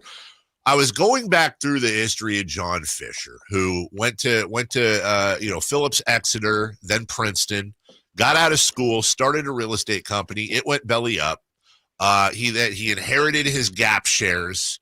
It says he's worth $3 billion or whatever it is, but he's also trying to build a $1.2 billion stadium through selling shares in the A's in part, but he's valuating the A's at almost double what they'd sell for right now, and that's controlling interest. So one thing I wanted to run by you, Kelly, is in looking at the man's wealth, and you can't ever tell. He's made a ton of money off of, got a ton of money with the Earthquakes, $20 million fee to join MLS. It's worth somewhere around $600 million right now. He bought into the A's for $180 million. They're worth a $1.5–2 billion at least right now.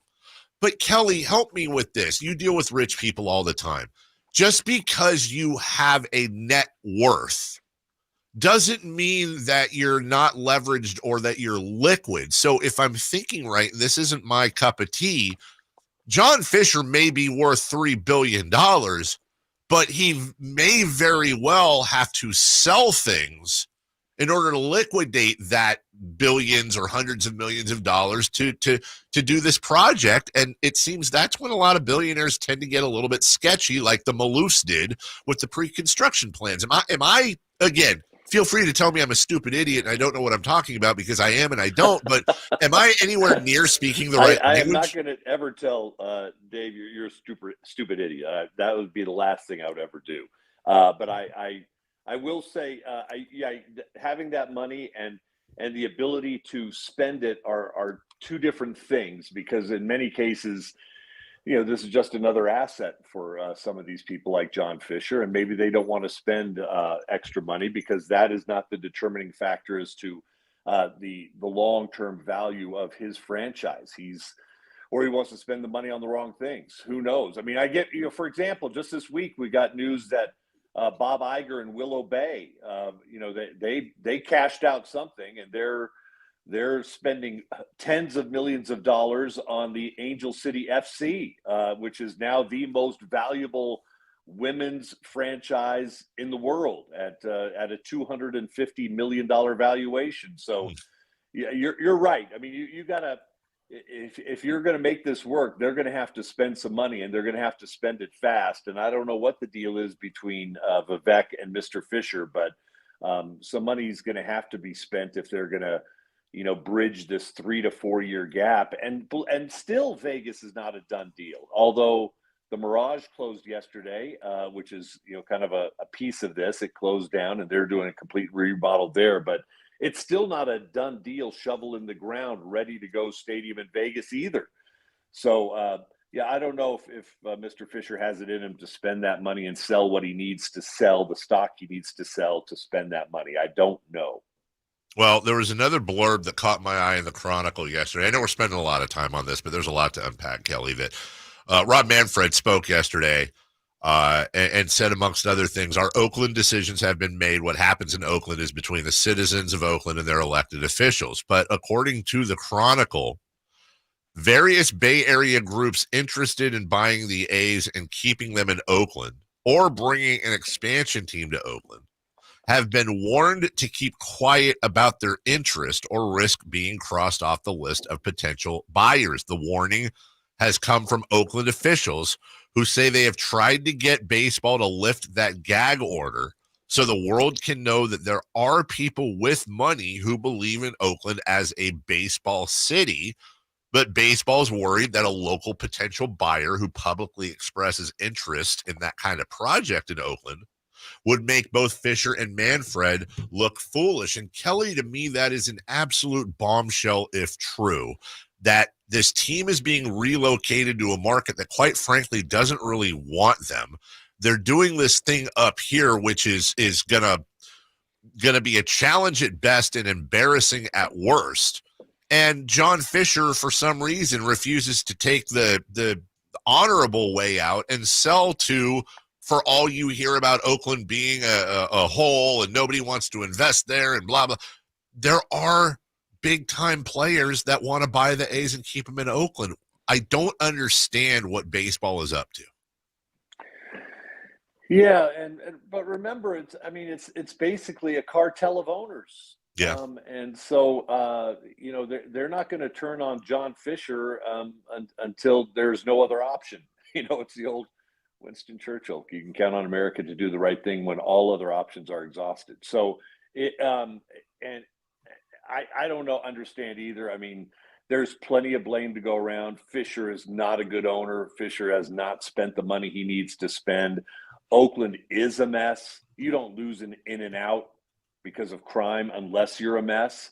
And hopefully recent court decisions give them the opportunity to finally clean up part of their situation downtown.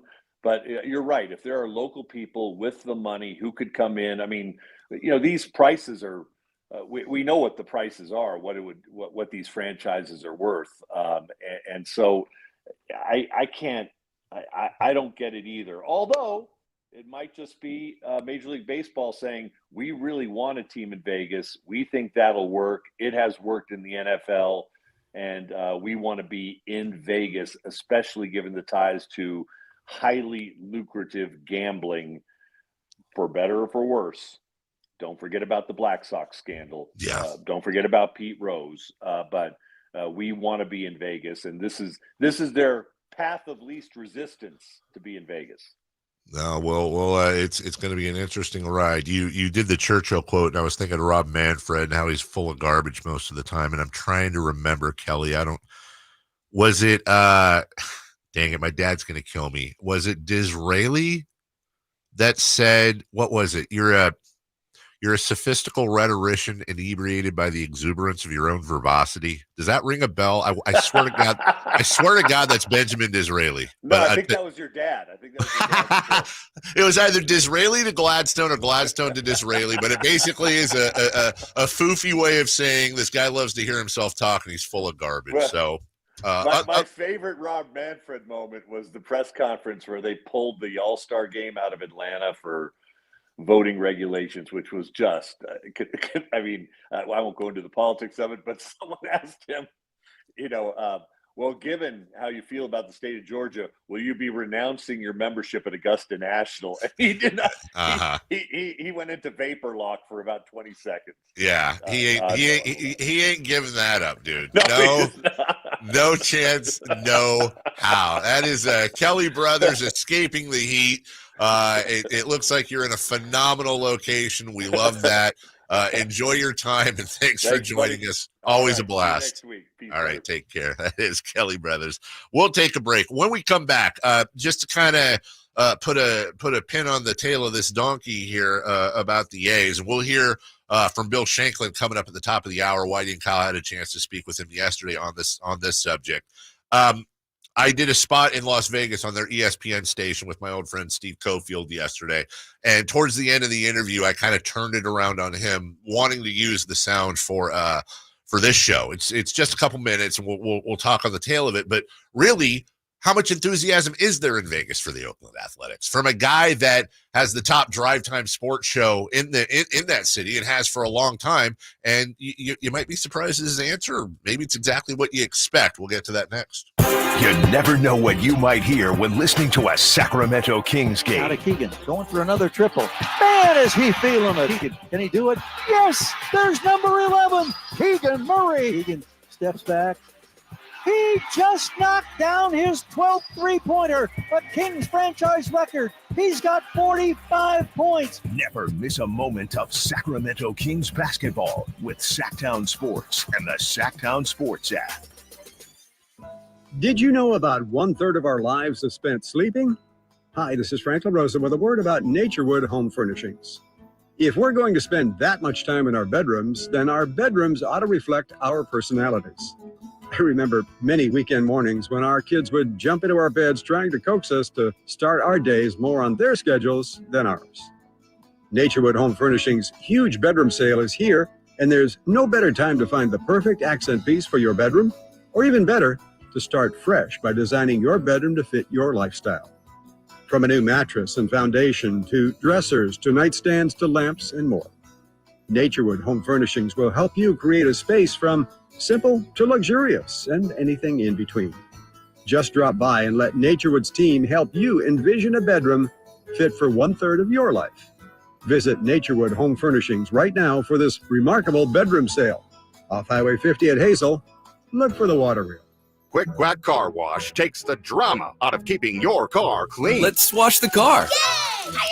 Don't spray the hose inside the car. Oh. Our convenient wash packages make it easy to get your car soaked, scrubbed, and on your way. Protect your car from sun, rain, and pollen with a ceramic duct wash, and get our in-wash light show and an unbeatable clean. Oh, the kids filled the gas tank with water. Of course they did. Quick Quack Car Wash. Come in today and get 25% off any wash. Imagine the most beautiful panoramic setting. Endless waves crashing on a beach. Kids playing in the park. Now, right smack in the middle of your perfect picture, imagine just one piece of litter. It doesn't fit, does it? And it simply doesn't belong anywhere. Certainly not in California. Not even one piece. Good news? If we work together, we will change it all. Clean California. Zero litter is the goal. CleanCA.com. My friends swim no matter the season, but my moderate to severe plaque psoriasis can sometimes take me out of the moment. Now, thanks to Skyrizi and clear skin, count me in. With Skyrizi, Risankizumab Riza, a prescription-only 150 milligram injection for adults who are candidates for systemic or phototherapy. 3 out of 4 people achieve 90% clear skin at 4 months. Don't use if allergic to Skyrizi. Serious allergic reactions and an increased risk of infections or a lower ability to fight them may occur. Before treatment, your doctor should check for infection and tuberculosis. Tell your doctor if you have an infection or symptoms such as fever, sweats, chills, muscle aches, or cough, or if you plan to or recently received a vaccine. Thanks to Skyrizi, there's nothing on my skin, and that means everything. Ask your doctor today about Skyrizi, the #1 dermatologist prescribed biologic in psoriasis, and visit skyrizi.com or call 1-866-SKYRIZI to learn more. At aimyourdigital.com, we'll help you target the right audience, build your leads, and crush your quota. Take your business to the next level. Our digital marketing strategies help grow awareness of your product or service, all while building trust in your business.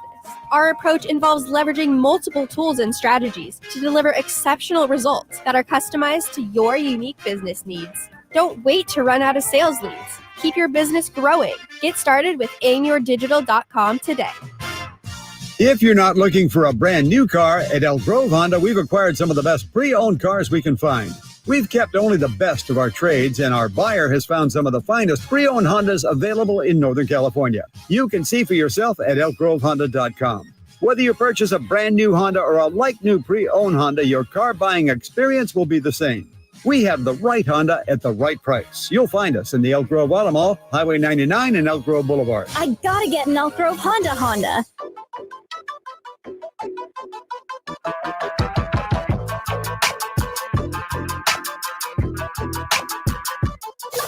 waking you up with the best in local sports. They just make it interesting, you know? It's the Carmichael Dave Show with Jason Ross on Sacktown Sports. I was so excited going into break to be able to come back with an update. Tiger Woods was, I think, 6th at 1 under, tied for 7th, excuse me. He just bogeyed the par 5 4th and is now sitting at even. Tough course today, though. He is still at in a tie for 11th and just hit an absolute seed, pin high. If my eyes are right, pin high on the par 3 5th in an Open Championship that looks incredibly Open Championshipy. Scotland, windy, cloudy, misty. You know, while we're all suffering from the heat, everyone over there is long sleeves, long pants. Just looks absolutely phenomenal. I'm missing this sucker by a week, dude. Didn't even realize that. We'll be over. Excuse me. We'll be over there for the the Olympics are going on next door.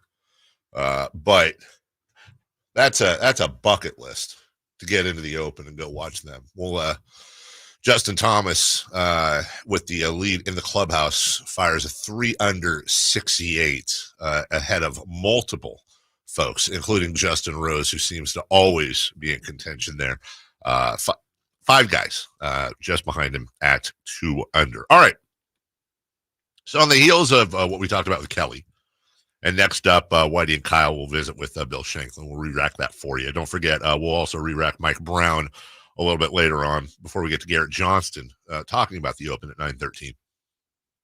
I was on in Vegas yesterday with my friend Steve Cofield at ESPN, and I asked him towards the end of the interview. It's a very quick clip here, but I asked him towards the end of the interview, hey, dude, what is the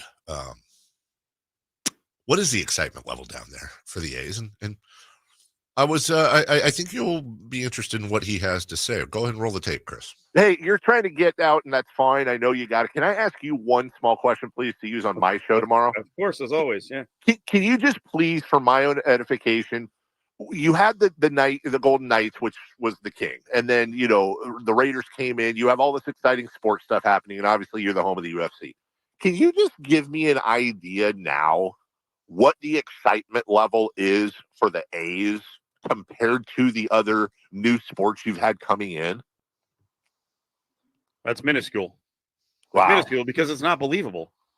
The educated people, I mean, I think casuals are like, the A's are coming, baseball stadium will get done. But those who really follow it don't believe that it's going to happen. The stadium deal is constructed poorly. The A's have been shifty and not given information. They seem disingenuous. So, listen, we went through like 30 years of being mentioned for pro sports, and we're used as a negotiating pawn for other cities to get their stadiums.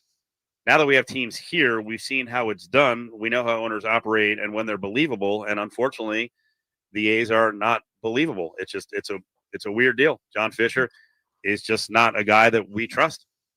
Bottom line, do you think it's going to happen? I think it's a little over 50-50. Okay. And lastly, if it does happen, does that excitement level change exponentially, a slight bump? Yes, I think people will be fired up. I mean, there's always going to be complaints here. People complain about having to go down to the strip, you know, the Trop and LV Boulevard and just up the road with T-Mobile and, you know, down the road with Allegiant. People are going to complain about traffic, but people will go. I don't think they're going to weekdays. I don't think they're going to sell out whatever their capacity is, 31,000. So I don't know how it works out financially, but we'll see. The other thing is they may have the idea that they don't want to go at this site. Bally's may pull out and say, hey, it's not feasible for us financially. Then the A's could try to name another site, but unfortunately all the paperwork and all those votes were reliant on that being the site, and they'd be starting fresh. And I think with a fresh start, all hell would break loose here, and there'd be politicians, public servants, media people, other powers in the market who would say, no, let's put this to a vote. Let's put this on the ballot. And then that's it. It's not going to happen. So that's Steve Cofield down at ESPN Vegas. And nobody has their finger on the pulse of the Vegas sports fan more than Steve Cofield. This is not the Golden Knights. This is not the Aces or the Raiders. Or people are far that was part of a wide-ranging interview in which part of it was people are more excited for the NBA expansion team that hasn't even been announced yet. Not that I don't want to go too far, not that there aren't people that care about baseball down there, but it's down the list and they don't want any part of John Fisher. Also, Vegas is a big Dodger town. So you're asking people to stop rooting for one of the best teams in Major League Baseball with the best player in Major League Baseball for the A's. It's a massive Dodger town. And the counter argument from some would be, yeah, but they also said the same thing about the Raiders, and they still get really good attendance based largely on people coming to see the other Raiders or the Raider opponents. And there is truth to that. They do get a lot of road fans that show up there. But also, just like Vegas is a Dodger town, there's a lot of Raider leftover fans. There's a lot of that culture from them being in Los Angeles, just like the Raiders are still arguably the most popular team in Los Angeles. And there's two teams there, and the Rams and Chargers. The Raiders are certainly more popular than the Chargers are in Los Angeles. And up until recently, they were more popular than the Rams, who had left for quite a long time to St. Louis. The Rams won a Super Bowl, so I don't know if that's changed at all, but it's not going to be the same with the A's. You can't ask people to go 81 times a year in the middle of the summer. By the way, Vegas is fantastic during football season. Weather's great. It's fine. You're asking people to go to what will be a semi-climate controlled area, stadium. But the big thing Cofield hit on there that caught my ear, because you hear that there's not a lot of enthusiasm there, and they don't want any part of Fisher. Nobody does. But the fact that everything is tied into that stadium site, and they're supposed to present some plans and stuff, I think today, as a matter of fact, to the council. But if for some reason that site falls through, they have to start all over again with their state funding. And I don't know that they're going to have that support. And that's where I think Vivek's sitting there going, I think, I don't want to put words in his mouth, but when it comes to a chess game, I think that's exactly what he thinks is going to happen. We're going to have this team for 2, 3, 4 years. Vegas is going to fall through. And hey, look, they're in Sacramento. They're already here. We'll build a stadium, and we've got them. Here's the only thing, and I don't profess to be a better businessman than Vivek. Guy, he's a billionaire. But here's the question I would ask him. Now, let's say that does happen and Vegas falls through. And the A's are already in Sacramento. At that point, you're asking Fisher to stay in Sacramento, but why would he not look at Salt Lake City? Why would there not be an open competition? And by the way, the only way it really works is if he sells the team. I don't want that team here if Fisher owns it. I don't want Sacramento's baseball team to be owned by John Fisher. So Fisher has shown no reason and no action that doesn't involve him maximizing his profits at every step of the way. Well, by definition, then, if that's the case, if he ever does put it up for sale, now you have all these Bay Area guys that already want to buy the team but can't say so. You have Salt Lake. You have this massive bidding war. And I'll tell you right now, love Vivek. Love everything he's done. This is in no way, I mean, no disrespect by this. He's a genius at business and all the stuff. He's done amazing things. He ain't winning a bidding war with the Bay Area. He's not winning a bidding war with Joe Lacob. He's not winning a bidding war with Larry Ellison.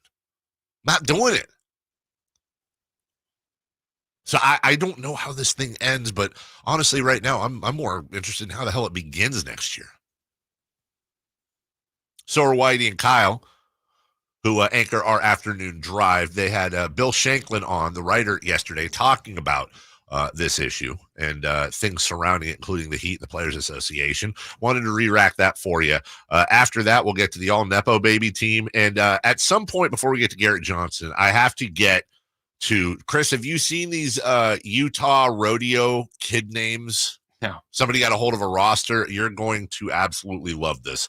We'll get to all that after Whitey and Kyle talking with Bill Shanklin next. De'Aaron Fox plays here. Stolen by Fox. Breakaway coming up for De'Aaron. And a simple, casual spike with the left hand.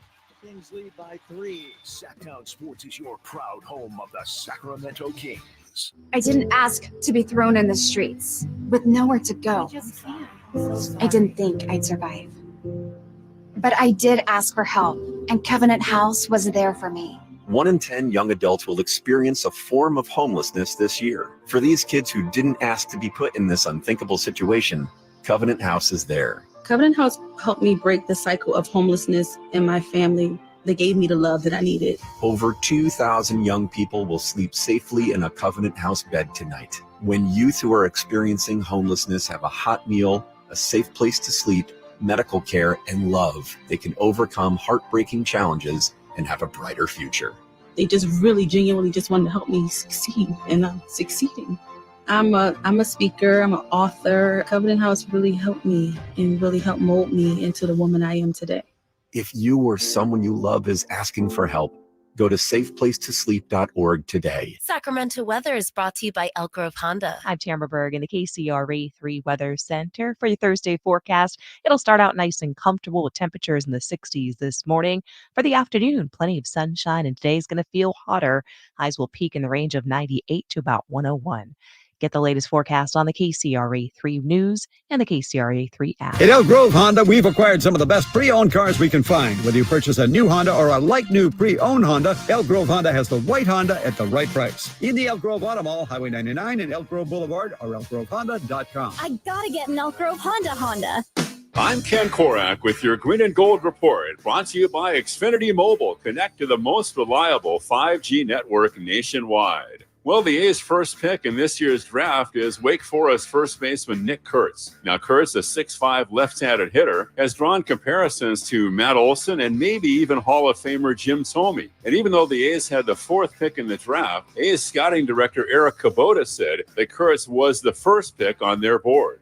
Want to save on some of the biggest names in streaming on the network made for streaming? Now through September 21st, get 150 megabit Xfinity internet for 12 months with a 1-year contract. And for just $15 a month, add the new Stream Saver. That includes Peacock, Apple TV Plus, and Netflix for just $35 a month. Switch at Xfinity.com today. Restrictions apply. Requires paperless billing and auto-pay to stored bank account. Equipment, taxes, and fees extra. After promo, regular internet rates apply. Currently $54 a month. Actual speeds vary. Stream Saver requires Xfinity internet or TV and price subject to change. What's up? Talking to Chad Hoblet of Hoblet Dodge, Chrysler, Jeep, Ram, and Woodland. What's happening for Chrysler's Make This the Summer Sales event? Right now, save up to $12,000 off MSRP on new 2024 Ram 2500 Laramie Tradesman. For work or for play, you pick. If you need a heavy-duty Ram truck, Hoblet should be your first stop to find what you need at the best price. Oh, you're going all out this month. From the time my grandfather opened the first Hoblet dealership back in 1949, one thing we've strived for is to treat you like family. That's why you'll find the big city selection and savings with over 400 Rams available, but the small town care and attention when you buy from Hoblet Dodge, Chrysler, Jeep, Ram. You won't find a bigger selection or better deals on the truck you want. Search, select, and save through their whole inventory at HobletDodge.com. Unbeatable prices, unbeatable selection. Nobody beats Hoblet, period. 12,000 total net savings on select new 2024 Ram 2500 and 3500s after 2,000 Hoblet Select inventory bonus cash. Lambie's include 9,500 dealer discount and 500 first responder bonus cash for current members of qualifying First Responder Association. Tradesmen include 7,000 dealer discounts and 5,000 factor rebates. Rebates include 1,500 commercial bonus cash for current business owners with valid tax ID. At least 5 at each offer. Sample VIN 103767 and 221741. See dealer for details. I'm a very active person that likes to move around and go. The pain I was in was really excruciating. It was actually debilitating. I was basically heading towards a sedentary lifestyle. I had really tried everything, but I quickly lost hope with all of the things that we had tried, and that's what led me to the Good Feet store. And when I found the Good Feet system,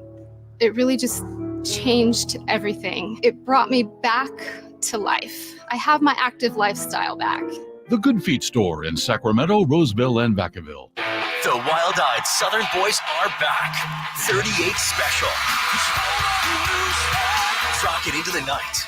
Friday, July 19th at 7:30 at the venue at Thunder Valley. With Lou Graham, the original voice of Foreigner.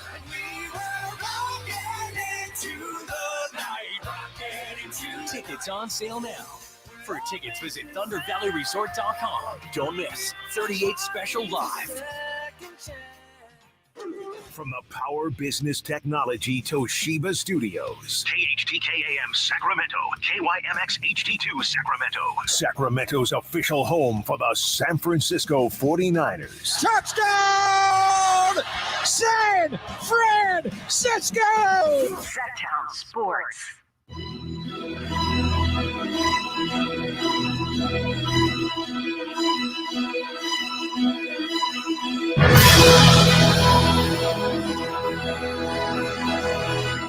I'm Chris Roulade with your 152nd Open Championship update from Royal Troon. American Justin Thomas leads early at 3 under par after 18. There's a logjam in second with Englishman Justin Rose and American Russell Henley in the mix at 2 under par through 18. Tiger Woods, he just started through 4. He is tied for 52nd at 2 over par. Naturewood Home Furnishings, where it's all about choices and always about quality.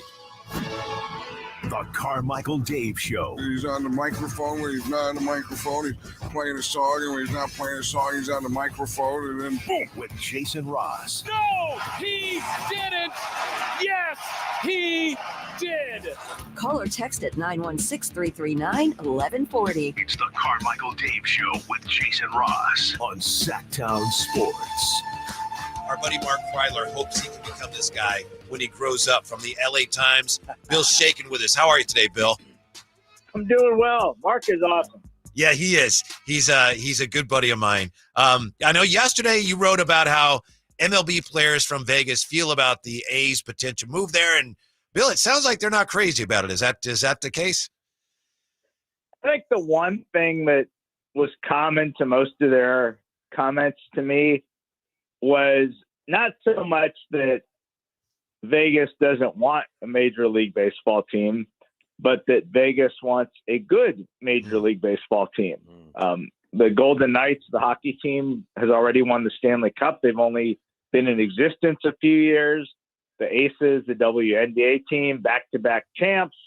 The Raiders, everybody loves the NFL.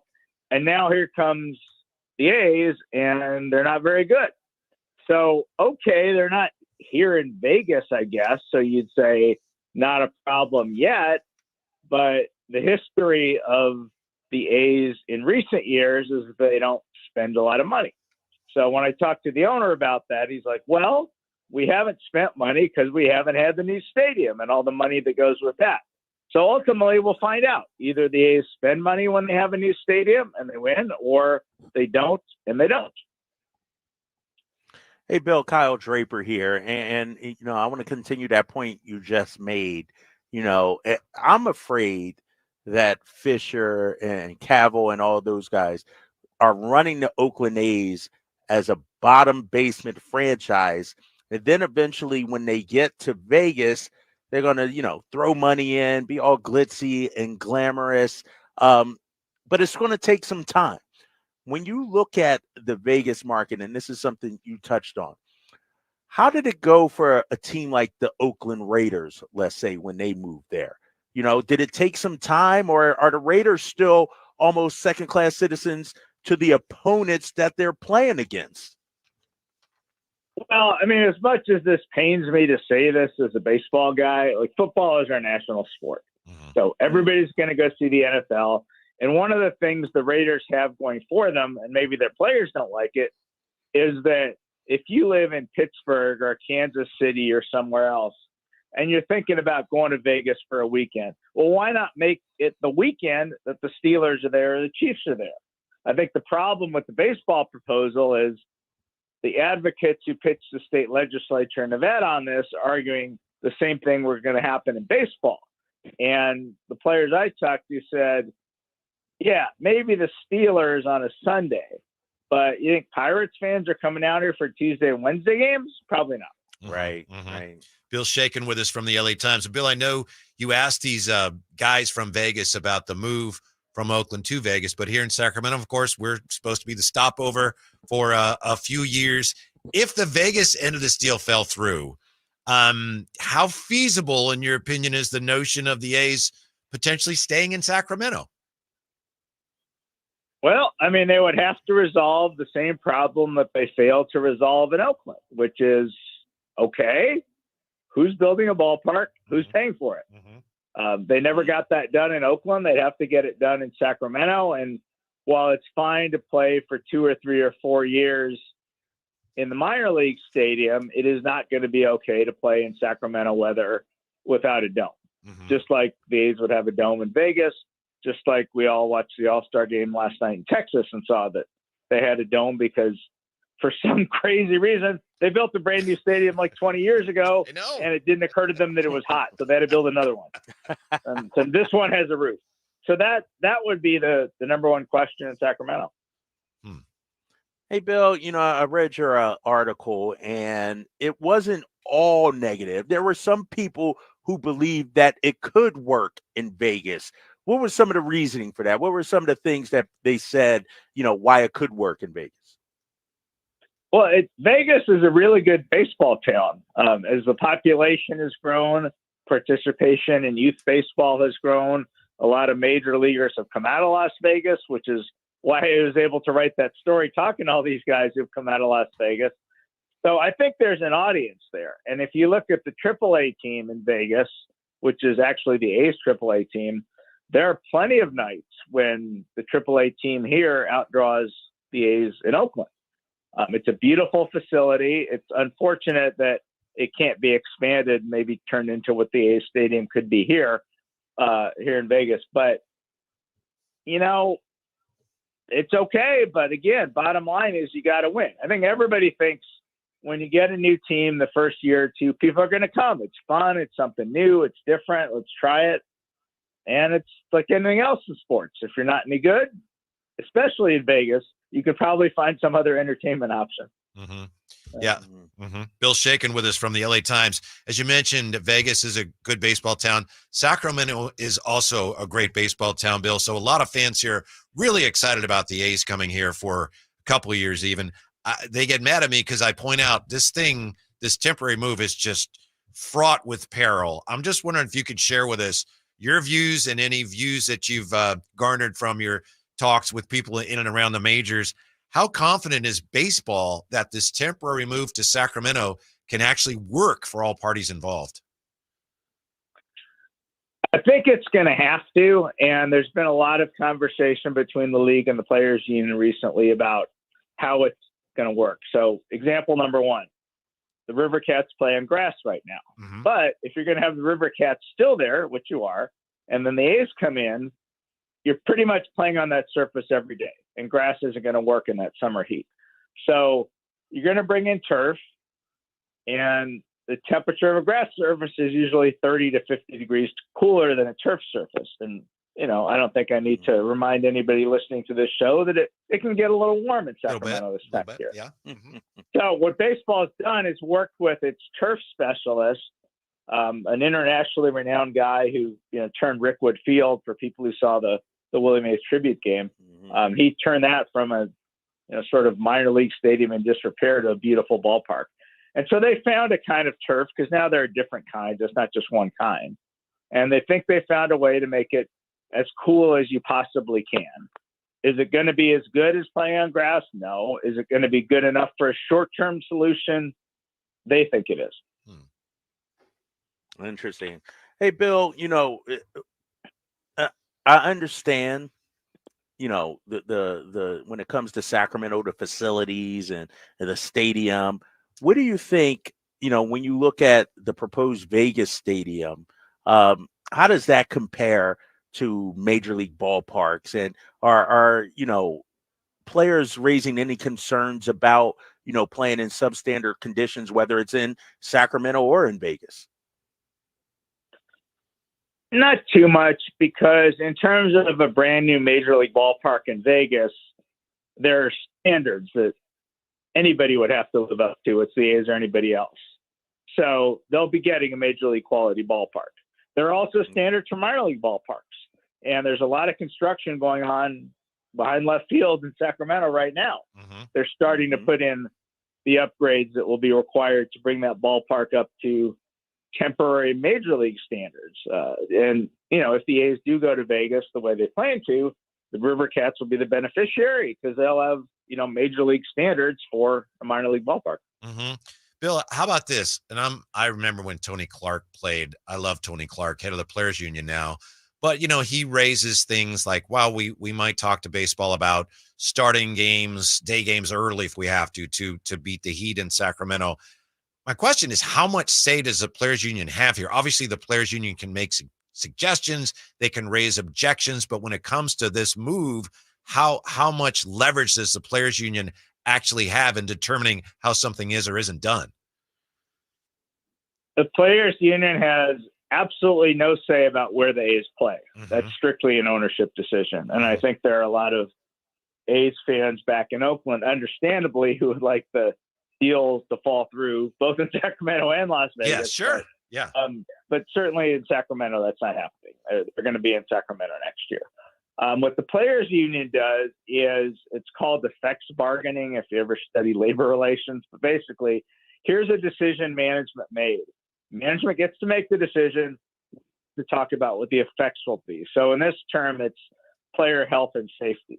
So when I asked Tony Clark about morning games, because the minor league team, the Yolo High Wheelers, played a couple morning games a couple weeks ago, that might sound like an interesting idea. And Tony said, yeah, we'd at least want to talk about it. We don't know that it's ever going to happen, but what baseball is trying to do with the schedule for next year, which is almost done, is to make sure that the A's in Sacramento will get as many night games as they possibly can. And sometimes teams will have to fly out to get to another city, and they're trying to make it where if it's getaway day, because there are certain rules in the collective bargaining agreement about how long a flight you can take before a certain game time the next day, they're trying to make it where if you're playing, let's say, Thursday afternoon in Sacramento, the team you should be playing is the Angels or the Giants or the Diamondbacks, or a team that you can play at night and it won't take long to get to their next stop. It should not be the Yankees. Right. So they're working on things like that. And Tony did say he thought they would want to talk to Major League Baseball, because MLB runs the minor leagues now too, about maybe starting some morning games for the River Cats. Up and at them. Yeah. Hey, Bill, last question for me. When you look at, where this all ends up, where do you think the A's will eventually call home for the long term? Sacramento, Vegas, Oakland, or some other city? Like, can this work? Where does this actually work at long term for the A's? It will definitely not be Oakland. I covered a stadium deal in Anaheim that fell apart for the Angels when the mayor got caught up in an FBI corruption investigation. And the mayor of Oakland is currently caught up in an FBI corruption investigation. So even before that was off the table. MLB's given it its best shot with Oakland. People in Oakland can argue how sincere MLB was, but that's done. That ship has sailed. Las Vegas is where everybody wants it to end up, and the people I talked to from the league at the All-Star game this week don't see anything that's going to keep that from happening right now. You can always have construction delays, which is why the A's got a fourth-year option on their agreement with Sacramento's River Cats. But right now, I think a lot of mostly, A's fans in Oakland, who, again, understandably would like to see their team stay, are trying to see why this isn't going to work in Vegas. And a lot of the behind-the-scenes discussions right now are just that, behind the scenes. So at some point, things will start happening, and presumably they'll break ground, and then people will see it's happening. And, if they don't break ground by, the time we're talking next summer, then we probably have a larger issue to discover. But there's some time. So. Yeah. Bill Shanklin from the LA Times. Bill, thank you so much for your time and your insight. We appreciate it very much. Enjoy your baseball summer. We hope to talk to you again soon. All right. Take care. Yeah. You too. All right, Bill. Subscribe to Sacktown Sports on YouTube and watch the Carmichael Dave Show with Jason Ross, Stiles and Watkins, and the Drive Guys. Live Monday through Friday from 6 to 6. Plus view archive shows and exclusive content. Subscribe at youtube.com/Sacktown Sports. Savings. Now that's speaking the Lowe's language. And when you join My Lowe's Rewards for free, the savings just keep coming. Save money with member-only offers, plus earn points when you shop. More points equal more rewards, just for you. Because Lowe's knows you earned it, literally. Learn more about our loyalty program at lowes.com/MyLowe'sRewards and become a member for free today. Program subject to terms and conditions. Points are awarded on eligible purchases. See Lowe's.com/terms for full details. Subject to change. As a roofer, I don't have time to fail. Homeowners rely on me, so I rely on Beacon. Beacon's unique network of branches work together to get me what I need when I need it. And with the Beacon Pro Plus app, I've got the brands I depend on, like GAF, right at my fingertips. Now through September 15th, purchase high-quality GAF with Beacon Pro Plus and earn up to $1,500. Go to BECN.com or download the Beacon Pro Plus app today. Beacon, always building.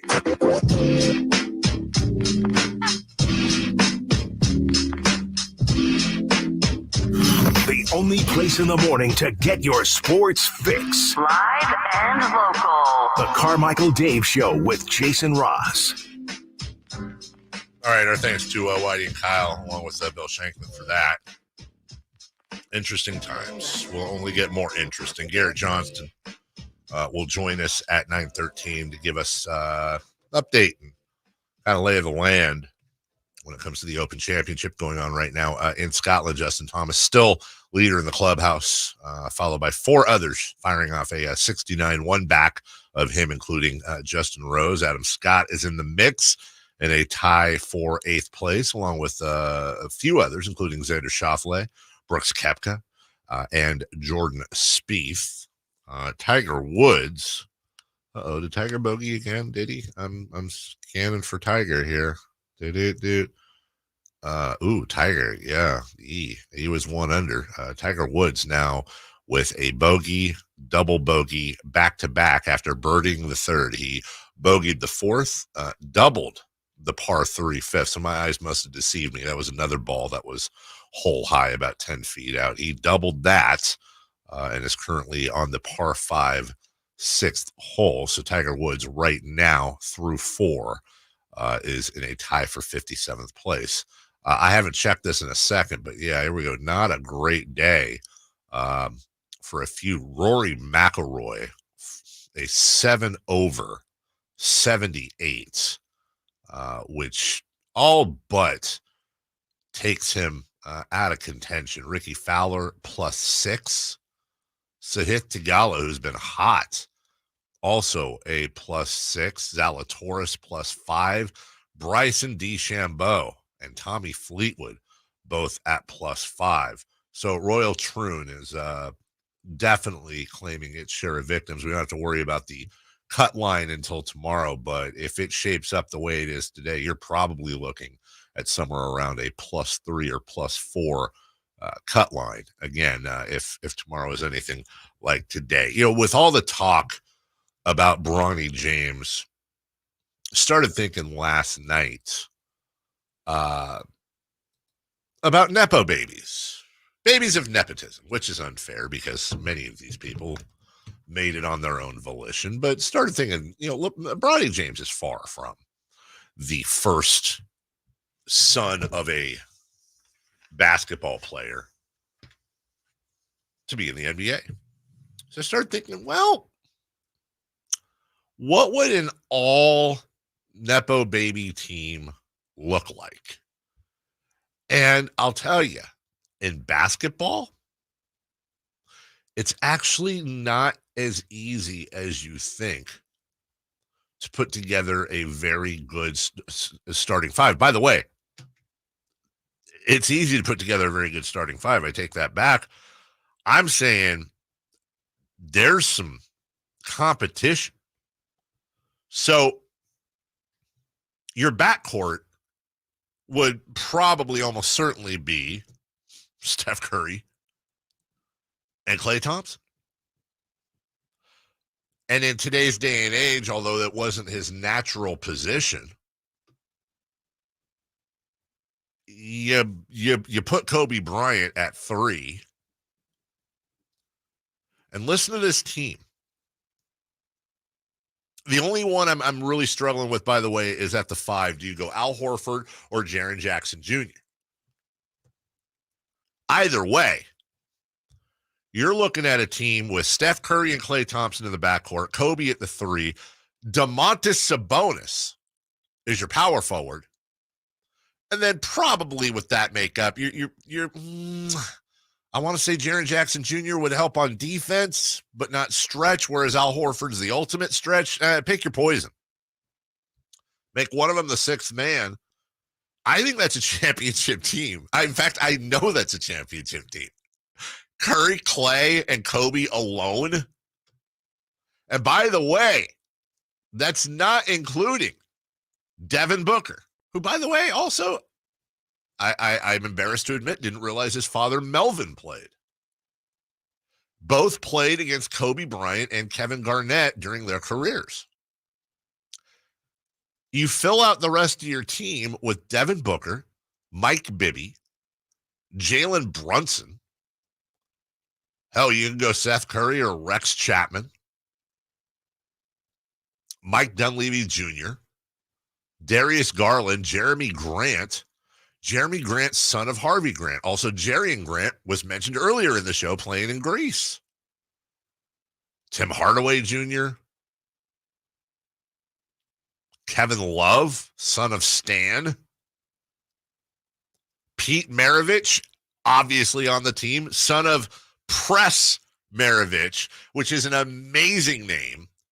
And we've got even more amazing names coming up later for you. Al McGuire's son, Allie McGuire, played. Wasn't Allie McGuire that show on Fox with the girl who's married to Harrison Ford?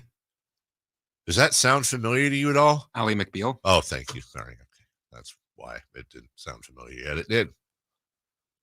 Austin Rivers. Here's one that blew me away when I was looking at this list. Wally Zerbiak's dad played in the league. He's not the first Zerbiak. Walter Zerbiak played.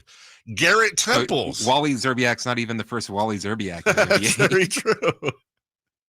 Garrett's father, Collis. There are some interesting names here. Jalen Rose. Andrew Wiggins. We knew that. And then Marvin Bagley's grandfather, Joe Caldwell, played. You have the Berry brothers, whose grandfather, Bruce Hale. His son-in-law is Rick Barry. Anyways, gets a little more difficult when it comes to baseball, although at some points very easy with obvious. There's just a lot of Roberto Alomar and Sandy Alomar, Moises Alou. But you're talking some pretty amazing players here. Cody Bellinger, Bo Bichette, Barry Bonds, obviously. There's a lot of really, really good players. I think you'd have a little bit of trouble with the pitching. But there's a number of Hall of Famers. Prince Fielder's on there, obviously. It was Ken Griffey Jr., duh. I'm just going down the list, by the way. Vladdy Jr. Forgot Tony Gwynn's son, Tony Gwynn Jr. played. Jackson Holiday, son of Matt Holiday. I did not know. Wait, is this the? Yeah, it is. It's interesting. I invite everybody to go down this list. Reggie Jackson's father, Martinez Jackson, was a second baseman. Never knew that. It was rather eye-opening. Football is the toughest one, by the way. Rob Nen's dad, Dick, played in the league. He was a first baseman, Dick Nen. That's a great name. Hi, Dick Nen.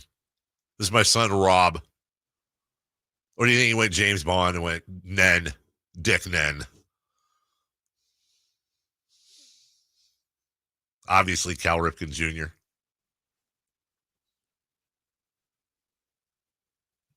Danny Tartable, whose dad was Jose Tartable. Fernando Tatis Jr. So, yeah, you're going to get a pretty good Bobby Witt Jr., a pretty good lineup. And then the Boone brothers, their grandpa played. The Hairston brothers, their grandpa played. The Bell brothers, not the Plumbers, but David and Mike Bell, their grandfather Gus played. So, yeah, we'll get to football at some point this summer. That's the most difficult one. And obviously, you have the Mannings and quite a few others. How about that? No, Chris Guerrero, I didn't say Boba Fett. I said Boba Fett. There's a difference. We'll take a break. When we come back, what are we doing when we come back? The in-season tournament's happening. We will finally, I think, get to the in-season tournament. The group the Kings are in. And maybe we'll get to these Utah Rodeo kid names as well. You're going to dude, these names are off the chain, and they are real, and they exist, and they're an absolute blast. We'll get to that next. Never know what you might hear when listening to a Sacramento Kings game. Out of Keegan, going for another triple. Man, is he feeling it. Keegan, can he do it? Yes, there's number 11, Keegan Murray. Keegan steps back. He just knocked down his 12th three-pointer, a Kings franchise record. He's got 45 points. Never miss a moment of Sacramento Kings basketball with Sacktown Sports and the Sacktown Sports app. The Open Championship celebrates its 152nd anniversary this month at Royal Troon in Scotland. Hi, this is Frank LaRosa with a word about Naturewood Home Furnishings. The game's top players assemble for a chance at the coveted Claret Jug. The Open Championship is about tradition, excellence, and class. And you'll find similar qualities at Naturewood Home Furnishings as they assemble the finest furniture and brand choices for your selection. When you visit Naturewood, you'll be amazed at the gallery of superior furniture available for your lifestyle, for your decor, for your home. This weekend during Naturewood's bedroom sale, you're sure to find the perfect piece you've been searching for. Naturewood is proud to bring you Open Championship updates on this station and proud to offer you the finest furnishings available. Naturewood Home Furnishings, off Highway 50 at Hazel. Look for the water wheel. You go into your shower feeling, but as soon as you reach for the Irish Spring, your day immediately gets better. That crisp, fresh, unmistakable Irish Spring scent zings your brain and awakens your senses. So when you finally emerge from the shower, 37 minutes later, because you pay the water bill so you can stay in there as long as you want, you're ready to take on the day and smell great doing it. Irish Spring Body Wash and Bar Soap. Fresh, green, Irish. Shop now at Walmart. eBay Motors is here for the ride.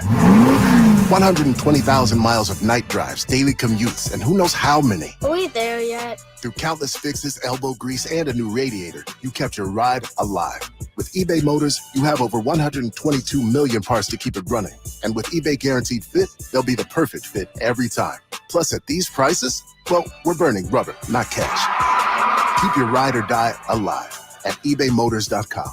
Eligible items only. Exclusions apply. Play and win to take your loyalty to new heights at Sky River Casino in Elk Grove. Sign up for Sky River Rewards, and you'll get $15 free play to use on your first visit. Plus, you'll be in the know about upcoming special events and offers. Visit skyriver.com today. Gambling problem? Call 1-800-GAMBLER. 18 number ones. What was I thinking? I won't Countless ACM and CMA awards.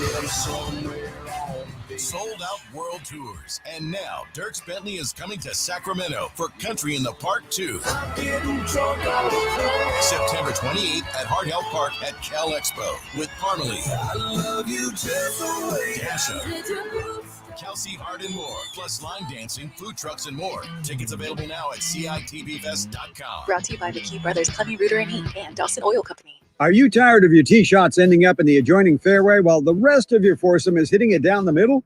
Well, experts will tell you that being properly fitted for golf clubs will help you strike your drive center cut. The Hagen Oaks Player Performance Studio and its team of trained PGA professionals are ready to help you get rid of your banana balls and duck hooks. Hagen Oaks Indoor-Outdoor Player Performance Studio fittings are available 7 days a week. Make yours today by calling 916-808-2531. That's 808-2531.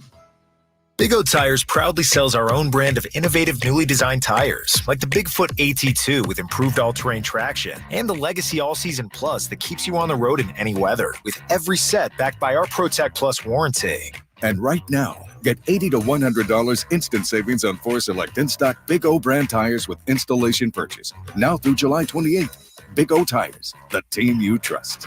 No carryouts. Not valid with other offers. Eligibility may vary. Disposal fees extra and shop fees extra where permitted. See store for details. The sun is searing, and so are the deals at Premier Pools and Spa's Sizzlin' Summer Sale. With scorching savings on new pools, seize your summer and snag thousands in discounts. Don't let these deals melt away. It's the Sizzlin' Summer Sale only at Premier Pools and Spas.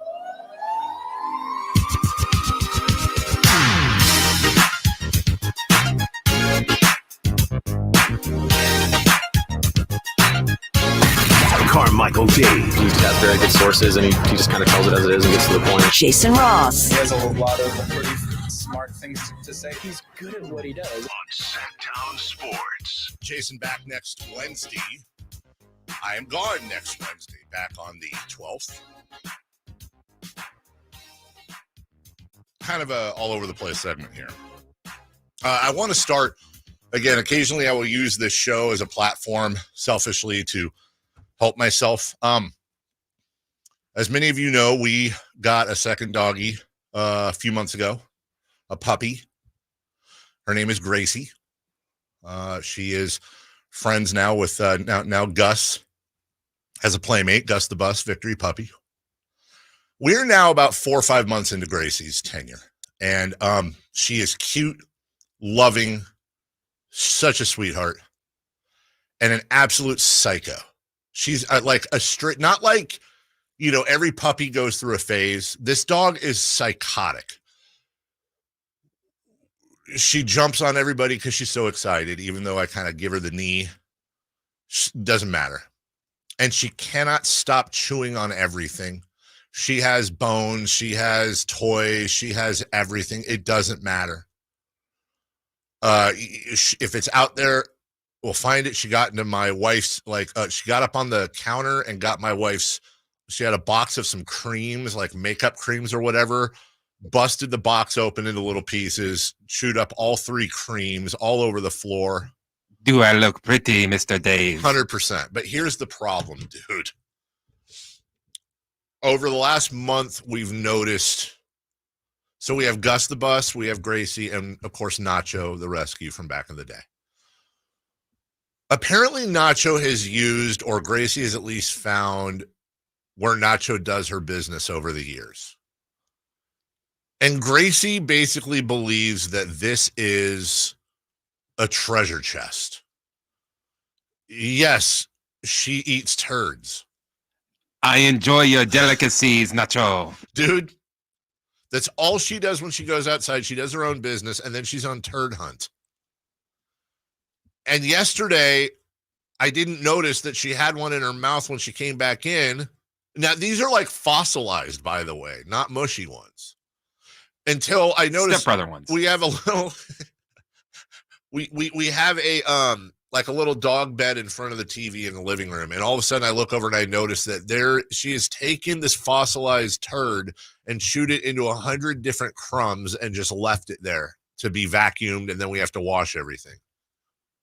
I'm thinking of sending her away to be trained, but I feel like that's a cop-out. I don't know if I need to watch YouTube videos, but most importantly, I've looked it up, and it's like, well, your dog might eat turds if there's a vitamin deficiency. Well, there's not. We had it checked. What was that? She is a wacko, and I don't know if it's just wait for her to outgrow it, or if there's something we should be doing. So if there's any like Cesar Millan dog experts out there, I need help, man. Because this dog, we love her. Of course, she's part of the family, all of that stuff. Also a psycho. Also a psycho, dude. All right. I want to get to these. Julie on the text on in the YouTube chat says, "Hey, Dave, I live in Utah. Thank you for listening, Julie. And people here have some pretty crazy names." Yeah, I did not know the half of it until somebody published. There's a local like rodeo with kids in it, and they published the roster for the boys breakaway. I don't know what that is, and the girls barrel. I assume that's barrel racing. I think where the horse goes around the barrels. I'll start with the boys breakaway, dude. I'm going to read these names in order. I'm not omitting like a John Smith or anything or a Fred Johnson. I'm reading these names in order. I didn't cherry pick them. All of these kids hail from Utah. McCoy Sweat. Cash Pullum with a K. Hayes, Haze Hunt. Ryler Hughes.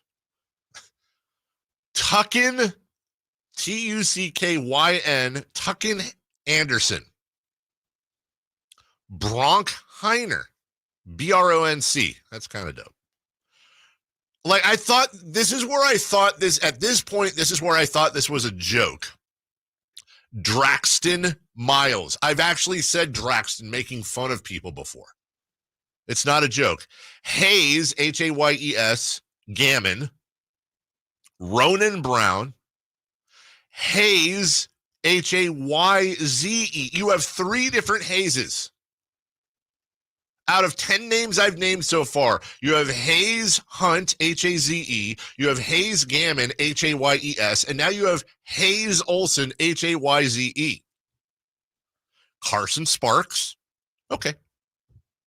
Lars Christensen. Talk about the man on the island. JJ Stevens. Those are 3 fairly whatever names. By the way, I'm not ripping these names. I'm just very creative. True Richards, TRU. Best name on the list, in my opinion, nominee, Raygun Steele. Raygun. Raygun Steele. Definitely a future KCRA news reporter. Raygun Steele, live in Folsom. Holden Gammon, I assume that's Hayes' brother. Cash Sweat. Brighton Thornton. Brighton, Bryton. Cutter Sagers. Quaylon Hughes. I'm assuming that's Ryler's brother. QWAYL. So it's like Waylon, but with a Q. Quaylon.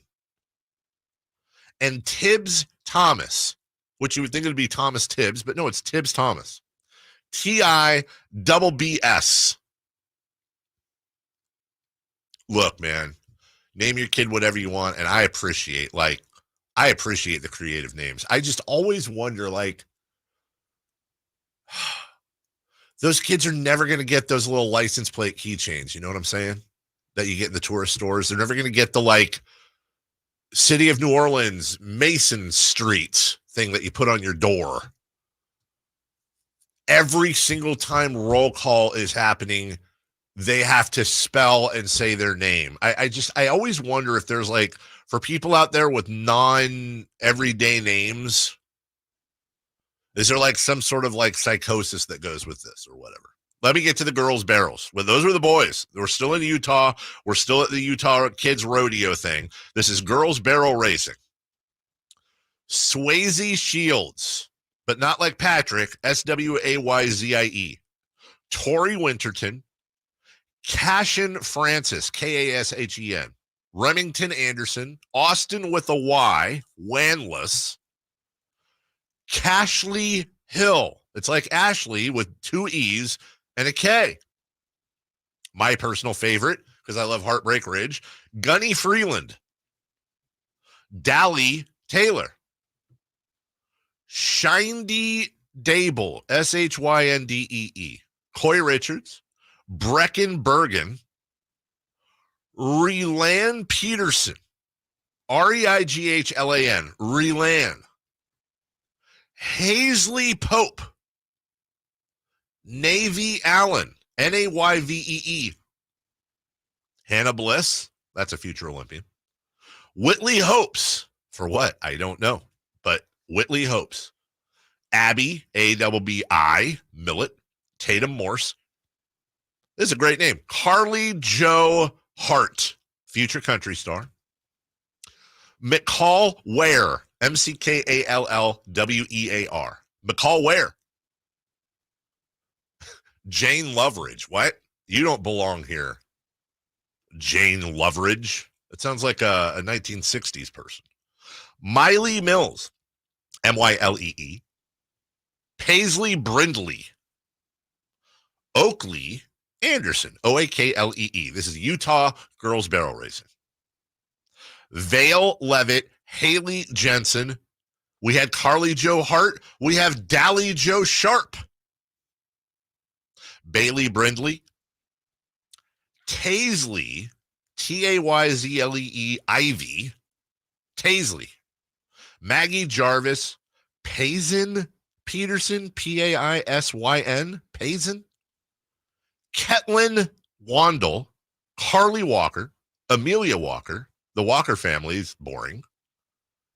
K.D. Brown, Kaydee. Tenley Pullum, Tenlee. And Mercedes Allred. Mercedes spelled Mercedeez. And that, friends, is your Utah Kids Rodeo lineup for girls barrel racing and boys breakaway. You got to give them points for creativity. We will take a break. When we come back, who's hot, who's not, and the Kings pool for the in-season tournament is defined, plus maybe the best and grossest ballpark food we've seen yet, right after this. Leading rusher plays here. The handoff to McCaffrey, walks in the end zone. Handoff to McCaffrey, takes it right down to the goal line. He does his thing again. McCaffrey goes in motion right. Backwards pass led by Juszczyk. A block there. Hurdles a man. 10-5. Touchdown. CMC. You can hear all of Christian McCaffrey's touchdowns on your home for 49ers football. Sacktown Sports. Imagine the most beautiful panoramic setting. Endless waves crashing on a beach. Kids playing in the park. Now, right smack in the middle of your perfect picture, imagine just one piece of litter. It doesn't fit, does it? And it simply doesn't belong anywhere. Certainly not in California. Not even one piece. Good news? If we work together, we will change it all. Clean California. Zero litter is the goal. CleanCA.com. From the Netflix series The Upshaws, get ready for Mike Epps. You gotta keep on reminding your girl how sexy she is, because if you don't, her work husband's gonna tell her. That's why you gotta pop up on your girl's job sometimes. Yeah, where's she at? You looking for that work husband. That's the first dude that you say, you looking for Cheryl? He's like, no, I'm looking for you. Saturday, October 12th at Hard Rock Live, Sacramento. Tickets on sale Friday at 10 a.m. at Ticketmaster.com. Mike Epps Live. Check out his new Netflix special, Ready to Sell Out. Out now. The light is fading, your hands are sore, and the last tool has been put away. Now's the time to feel the satisfaction that comes with a job well done. But when you get your tools from Harbor Freight, something about the job feels a little different. Your wallet. Because we believe that everyone deserves hardworking tools at hardworking prices. And that's what we have here. So, whatever you do, do it for less at Harbor Freight. Oh no, stomach issues again? Stomach issues? Who are you? Your pancreas. I could be the real reason for your diarrhea, gas, bloating, stomach pain, or loose oily stools. I thought it was my stomach. People often do, but any of these symptoms could mean having a condition called exocrine pancreatic insufficiency, or EPI. With EPI, the pancreas doesn't release enough enzymes to break down food, but EPI is manageable. Use the symptom checker on identifyepi.com and speak with your doctor. That's identifyepi.com. Sponsored by AbbVie. This is the story of the one. As head of maintenance at a concert hall, he knows the show must always go on. That's why he works behind the scenes, ensuring every light is working, the HVAC is humming, and his facility shines. With Grainger's supplies and solutions for every challenge he faces, plus 24/7 customer support, his venue never misses a beat. Call quickgrainger.com or just stop by. Grainger, for the ones who get it done. Hi, welcome to Staples. Hi, my son's teacher emailed his back-to-school list. He needs crayons and a comp book for every subject. Okay, no problem. With Staples Hot Deals, you'll find super low prices on hundreds of items for back to school. Oh, now they're saying he needs folders and glue. You got it. And markers? Of course. Oh, geez. Can we get a cart, please? Save big on back to school with Staples Hot Deals. Right now, 24-pack Crayola crayons and comp books are only 50 cents each at Staples. Ends 8/24, in-store only, limit 30.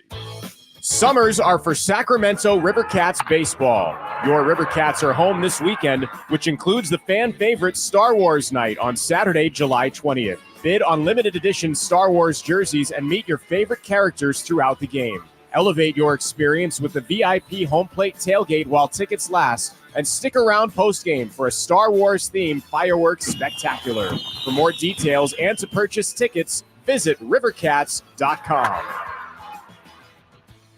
Hot summer savings now at Maida Chevy with $12,000 off MSRP on every new Silverado half-ton Turbo Max in stock after rebate. $12,000 off every Silverado LT Turbo Max at Maida Chevy with at least 5 at this price. Hot summer savings up to $12,000 off MSRP exclusively at Maida Chevy at MaidaChevy.com. Sacramento Silverado headquarters. Together, let's drive. Not available in special financing, leasing. Some other offers must trade in 2010 model year or newer and 73124. Made a great deal at Maida.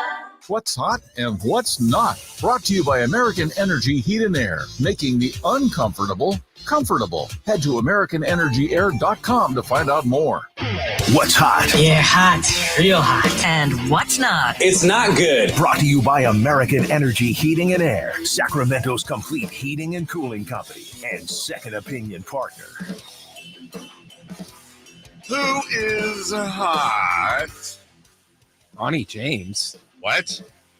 His best game so far for the Lakers in the team's 87-86 win over the Atlanta Hawks. Let's go, Bronny. He scored 12 points in 24 minutes, going 5 of 11 from the field and hitting his first three-pointer for the team. Hey. He went 2 of 3 from 3 last night. Look at that. Aha! Maybe everybody was wrong based on one average summer league game. Oh, Bronny. Poor Bronny. The name Bronny is not helping. No. I think his middle name is Ramon. Would Ramon James be getting less media scrutiny? Yeah. I mean, it can't be LeBron James Jr. That's just as big a target. With Ramon, he could be RJ. Yeah. RJJ. RJ Jr. Yeah, we'll have to figure it out. Yeah, you can't be like a 46-year-old Bronny. No, that's the thing. Like, I was just thinking, like, Ken Griffey Jr. got old, but he was never Kenny. I guess, then again, there was like an 82-year-old Yogi, so. Who's not? Joel Embiid. In the U.S.'s win over Serbia, Embiid had 8 points and 8 rebounds, but he was 2 of 8 from the field and 0 of 3 from the three-point line. Embiid is currently shooting 37% so far in the 3 games for Team USA. Yeah, I love it, dude. I love it so much. I'm watching bits and pieces of these games, and what the NBA could really, really learn a lot from is how they are being officiated. Because it really, really does expose guys like Joel Embiid, because they're such freaking foul hunters, dude. They're foul merchants. And I loved Joel Embiid when he came in the league, and then he got infected with James Harden, and he just became this terrible foul merchant. And I can't stand to watch the dude play anymore. It makes me actually angry to watch him play. It's just, it's unethical basketball. And so what you're seeing is guys like Embiid, who only went to he played 16 minutes, went to the line 4 times. But what you're seeing is guys like Embiid, I saw it at least twice yesterday, that are just perplexed as to when they do their stupid foul baiting and the refs just watch, play on, and then you see them throw up their hands like spoiled little brats, and the refs like, yeah, whatever, we move on. I love it. I honest to God love it. I was watching this episode of South Park last night where there's an old one where Cartman was misbehaving, and they brought in Cesar Millan, the trainer. And every time he misbehaved, Millan would go psst, psst, psst, like pinch his neck until eventually. I feel like that could have the same effect on our NBA players in a good way. The refs are Cesar Millan, and they're like, that's not happening here. And I'd love to see it where it carried over. Now, the flopping rules are permanent now in the NBA, but they're toothless. I would love nothing more than to see refs basically have the rule be made that gives them the discretion, which I'm sure wouldn't cause controversy. If the offensive player is seen to be baiting the defensive player into a foul, no foul should be called. It's a play on. And I don't know where you draw the line, because you should be able to pump fake. And if the guy goes up, maybe that's what it is, though. I think I could live with that. If you pump fake and then you go up and you're foul, well, whatever, it's nothing. But then again, you're going to have every guy who gets pump fake coming down with like a two-hand hammer. It's like, well, that's a foul. I don't know what the answer is, dude, other than I think that foul baiters should be, I'm talking about merchants. Foul merchants should be publicly shamed and doxxed. I think there should be heavy fines. I love it. I love Joel Embiid getting a bit of I love Joel Embiid getting a bit of a lesson there. I really do. The Kansas City Royals. This is either fantastic or absolutely positively terrible. They have unveiled the $25 Taste of the K taco. It is a hot dog wrapped in a cheeseburger quesadilla, topped with barbecue brisket, French fries, lettuce, onion, sriracha Cracker Jacks, and something called 816 sauce. I don't know what that is. It sells for $25. The Taste of the K taco. Is that ketamine? Ketoacidosis? I know they want you to think it's Kauffman Stadium, but a hot dog wrapped in a cheeseburger quesadilla topped with barbecue brisket, French fries, lettuce, onion, sriracha Cracker Jacks, and 816 sauce. I'd give it. I was just going there. You and I both are now trained. Speaking of 1.3. Yeah, I tried it. If you don't know what we're talking about, look up Chef Reactions on Twitter or Instagram. Maybe the most, like, watching is, you've all seen, like, the reaction, just like, oh, this is gross. How can you do that? Yeah. But and then that's all they'll say. I wouldn't touch that with a 20-foot pole, but he's the honest one. Like, you got to give it a try. I give it a try. He rips it the whole time, and he's hilarious while doing it. God, we got to get him on the show. I have tried. I have too. He always wears an A's hat, too. Like, we got to get him on the show. I've seen him wear other hats, though, so I don't know if it's just he doesn't care. I think he's out of Chicago. Oh, is he? Yeah, I don't even know where he's out of, to be honest. Love to get him on. We should have everybody to spam him one day. Yes. Come on the show. Have him live grade a video. No, what we should start doing is making gross food. Or no, you know what? That's actually a great idea. I would just actually make something, cut it into a video, put it out, and then have him come on and just rip it apart. Yeah. But then, like, I'll give it this. We got a break, but I'll give him this. Like, it's a mom cooking dinner for her kids. It's like tater tots and like meat, and he's just like, "Listen, this isn't like for a restaurant, but you're feeding your family. What's the problem with this?" He has a soft spot for old ladies and the elderly. Because I think he's got a sick mother or something. He mentions from time to time, or no, his grandmother. Yeah, exactly. Anyways, when we come back, Garrett Johnston, our golf expert, gives us an update on the Open. We'll give you a score update as well. We'll take a break. We'll come back with Garrett right after this. What's the missing piece for the 49ers? Which names will they add during free agency? Whether it's in season or off season, the coverage never stops. Get the latest 49ers news on Sacktown Sports and sacktownsports.com. I didn't ask to be thrown in the streets with nowhere to go. I didn't think I'd survive. But I did ask for help, and Covenant House was there for me. 1 in 10 young adults will experience a form of homelessness this year. For these kids who didn't ask to be put in this unthinkable situation, Covenant House is there. Covenant House helped me break the cycle of homelessness in my family. They gave me the love that I needed. Over 2,000 young people will sleep safely in a Covenant House bed tonight. When youth who are experiencing homelessness have a hot meal, a safe place to sleep, medical care, and love, they can overcome heartbreaking challenges and have a brighter future. They just really genuinely just wanted to help me succeed, and I'm succeeding. I'm a speaker, I'm an author. Covenant House really helped me and really helped mold me into the woman I am today.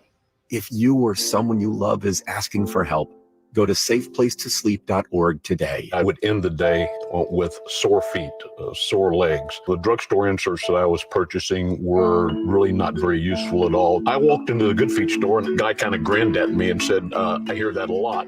I was living with chronic pain before going to the Good Feet store. Now I don't really have that problem. I'm able to do the things that I expect to be able to do, even at my advanced age.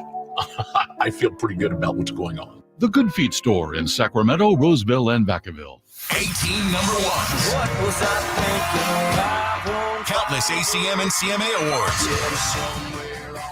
Sold out world tours. And now Dierks Bentley is coming to Sacramento for Country in the Park 2. September 28th at Hart Health Park at Cal Expo with Parmalee. I love you just the way Dasha, Kelsey Hart and more, plus line dancing, food trucks, and more. Tickets available now at CITVFest.com. Brought to you by McKee Brothers, Clemmy, Reuter, and Heath, and Dawson Oil Company. What's up? We're talking to Chad Hoblet of Hoblet Dodge, Chrysler, Jeep, Ram, and Woodland. Chad, what you doing for Chrysler's Make This the Summer sales event? Well, this month we have something special that only happens once a year. Big savings on one of America's most capable minivans. Right now you can save up to $17,000 off MSRP on all remaining 23 Chrysler Pacifica hybrids, and that's on all trims. Now, you said Chrysler Pacifica hybrids. Those things get 82 miles per gallon E with gas prices so high and $17,000 off MSRP. That's a no-brainer. And a deal like this only happens once a year. So this is the time to take advantage of this savings at the dealership and at the pump. The savings won't last long. Stop by Hoblet Dodge for a test drive today or search, select, and save through their whole inventory at HobletDodge.com. Unbeatable prices, unbeatable selection. Nobody beats Hoblet, period. $17,000 total net savings after $7,500 factory rebates and $9,500 dealer discounts. Rebates include $7,500 federal EV tax credit offered by a third party and subject to change. Consult a tax professional for details and eligibility. 82 MPGE combined city highway rating based on fueleconomy.gov EPA rating. Send at this net savings while supplies last. See dealer for details. Hey, getting ready to rock, groove, and have a blast with the Sacktown Sports live events calendar. We've got an unbeatable lineup of shows that you won't want to miss. First up is Songs and Stories from Mickey Dolenz of the Monkees, coming to the Crest Theater July 21st. It's Brett Young and Chase Rice at Thunder Valley on August 3rd. Plus, Jason Mraz and the Super Band will be rocking Thunder Valley on August 9th. Then head out of the heat to higher elevation for the Truckee Music Festival on August 9th and 10th, featuring Kip Moore and Sublime. And here's your Live Nation lineup. On August 4th, don't miss the Outlaw Music Festival at Toyota Amphitheater, featuring Willie Nelson, Bob Dylan, and John Mellencamp. On August 15th, catch Donnie Osmond at Hard Rock Live Sacramento. Then, on August 22nd, Creed Fisher takes the stage at Ace of Spades. And on September 10th, enjoy the timeless sounds of the Doobie Brothers at Toyota Amphitheater. Rounding out this rockin' lineup is the Lodi Grape Festival from September 12th through the 15th, featuring Joe Nichols and Smash Mouth. For information and tickets, visit grapefestival.com. And then stay tuned to Sacktown Sports for exclusive updates and your chance to win tickets. From the Power Business Technology Toshiba Studios, KHTK-AM Sacramento, KYMX HD2 Sacramento, the only station in Sacramento giving you local sports coverage from 6 a.m. to 6 p.m. Monday through Friday. Sacktown Sports.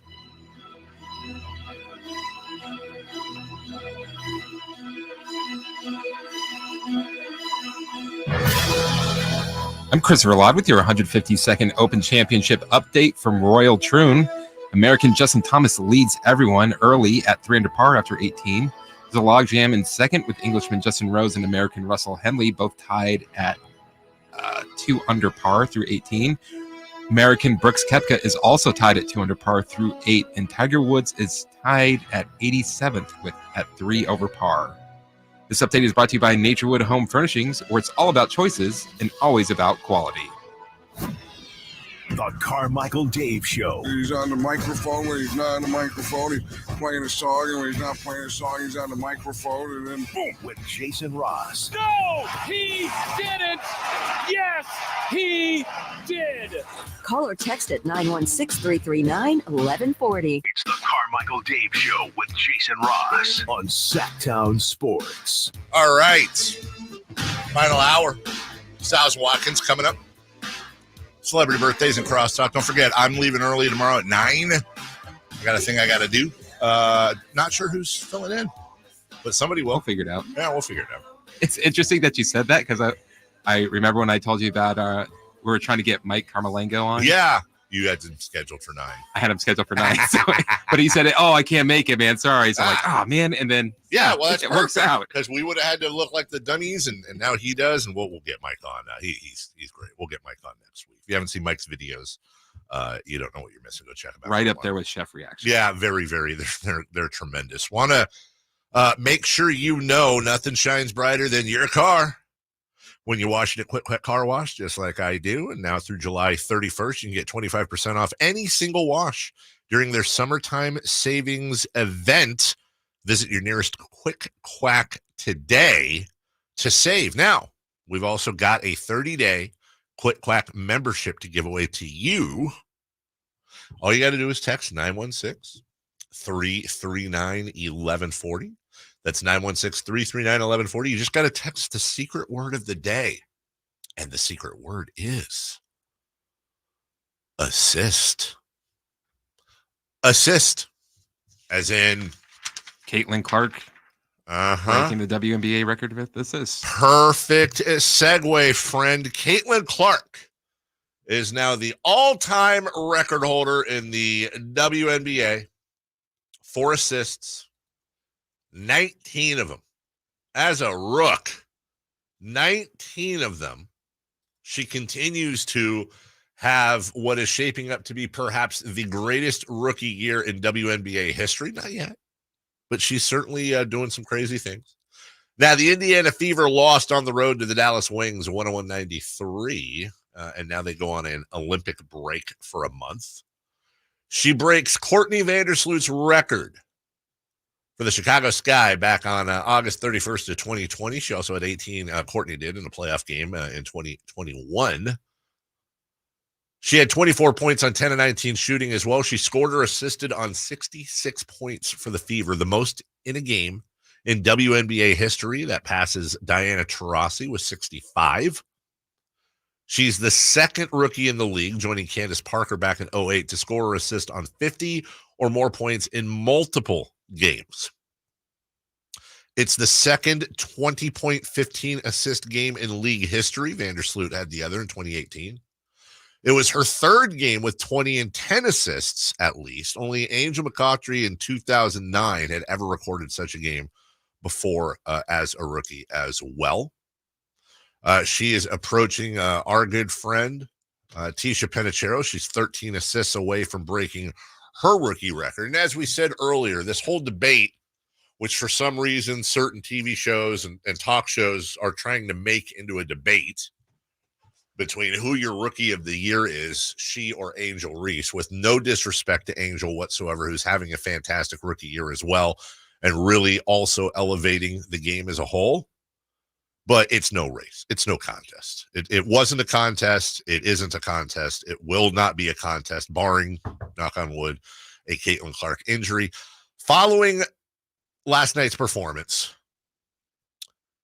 Caitlin Clark went from minus 1,000 to minus 2,000 when it comes to odds for the WNBA Rookie of the Year. And as I explained earlier, for those of you who've been listening all 4 hours or all 3 hours and 7 minutes, and I appreciate that, that means that you would have to bet $2,000 on Caitlin Clark to win Rookie of the Year to simply win $100. You'd have to risk $2,000 and your reward would be $100. Whereas Angel Reese went from plus 500 to plus 600, which means if you risk $100 and Angel Reese were to win, you'll get $600.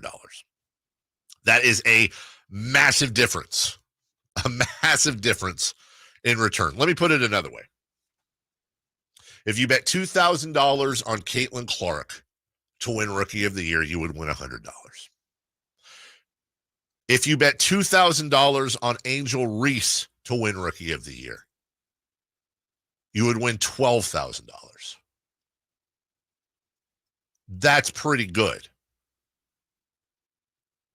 That's 12,000 versus 100. I don't know if my math was right on that. I think it was. If not, somebody will correct me. So that's pretty good. Also, one more note before we get to Garrett Johnston next. Let's start with the NFL and the draft impact on the city of Detroit, Michigan. The total economic impact is in, and it's $213 million. $161 million came from out of town. Over 50 million viewers on TV. 30% of all attendees traveled at least 100 miles.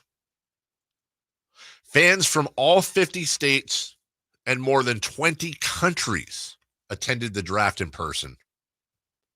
One fan came over 11,000 miles from Australia.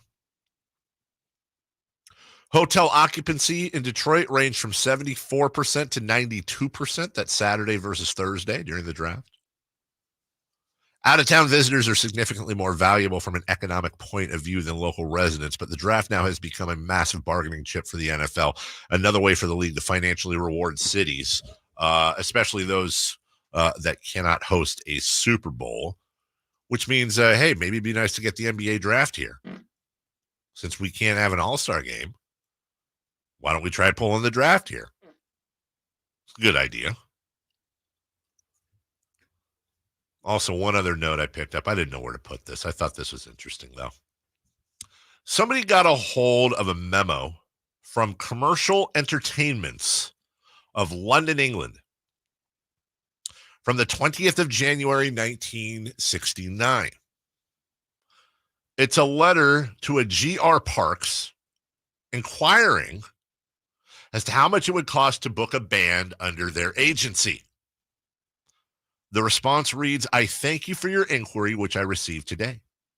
I have quoted prices on all acts, which are free on the 24th of June and are not booked on or near the date in question and are available to play.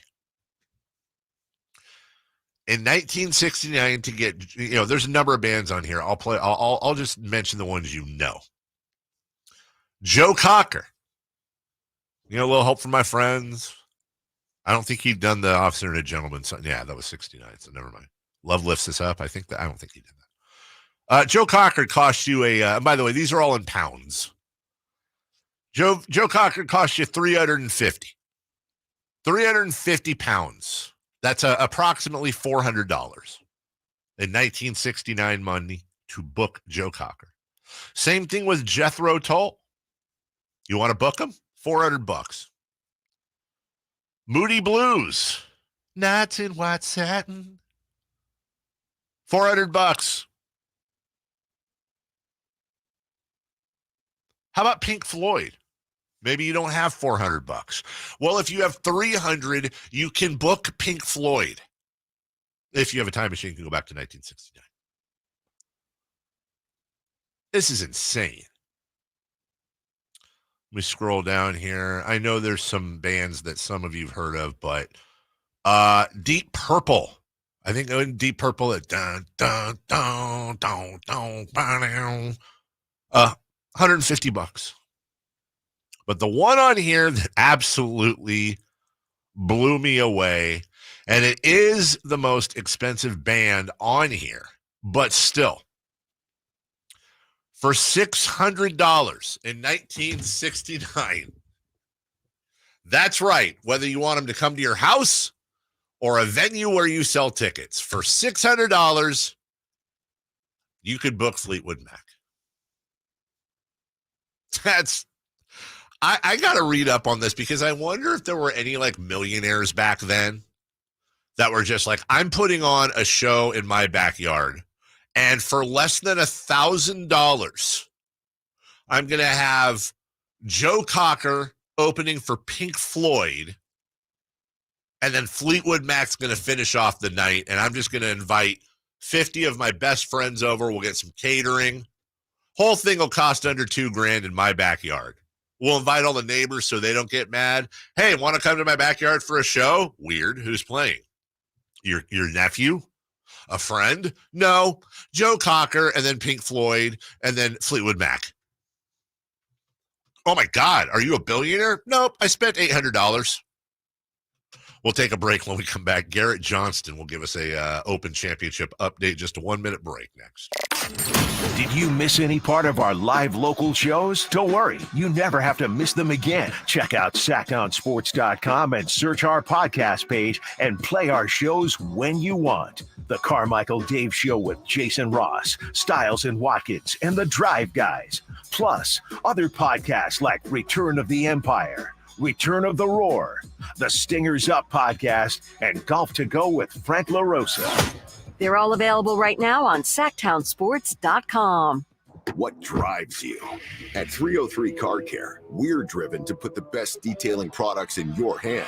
We create every formula, fill every bottle, and test every batch of 303 at our Chicago headquarters, always with quality in mind. From cleaners and coatings to our flagship aerospace protectant, you can trust that every 303 product does what the label says it's going to do. That's because 303 is driven by quality. Available at most auto retailers and Amazon. As a roofer, I'm always on the go. So I need to be able to get things done from anywhere.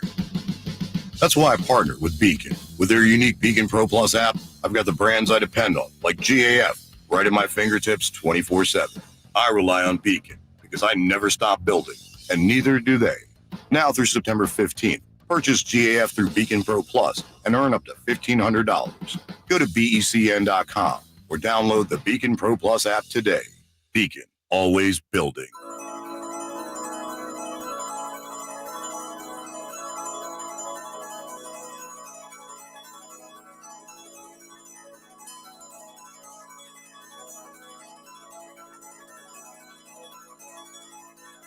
The Carmichael Dave Show with Jason Ross. Call or text at 916-339-1140. On Sacktown Sports. Well done, Chris. Sacktown Tony says, what year are you saying you could book them for that money? Because, for example, Dark Side came out in 73. Yeah, it was 69, so it's definitely early.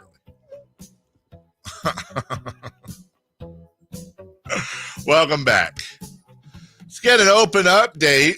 Unfortunately, if you are a fan of LT Gray, Tiger Woods, he is he's struggling a bit after starting out 1 under through 3. He is now 5 over his last 6 holes. He is sitting at +4, which we'll see what our friend Garrett Johnston thinks, who joins us right now. Garrett, by the way, host of Beyond the Clubhouse, the podcast you can grab just about anywhere, Beyond the Clubhouse, writer for Golf Monthly magazine, and our good friend that we get to talk to whenever there's a big tourney on. I'm thinking, Garrett, and hello, if things hold up how they are, I'm thinking +4 might be right around tomorrow's cut line. Do you disagree? No, I like that, Dave. Great to talk with you, buddy.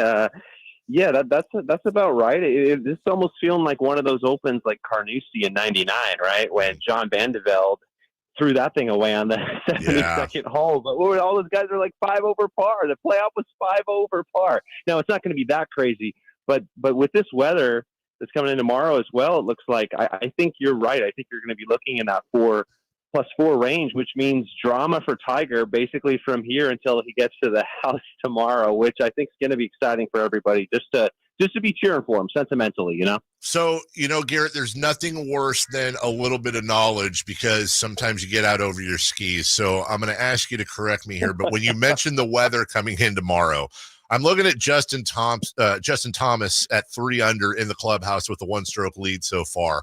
And when you mention weather, it reminds me, I want to say, was it last year at Sawgrass that Justin Thomas had what I thought was the round of the year? It was horrific weather, and I want to say he posted a bogey-free round.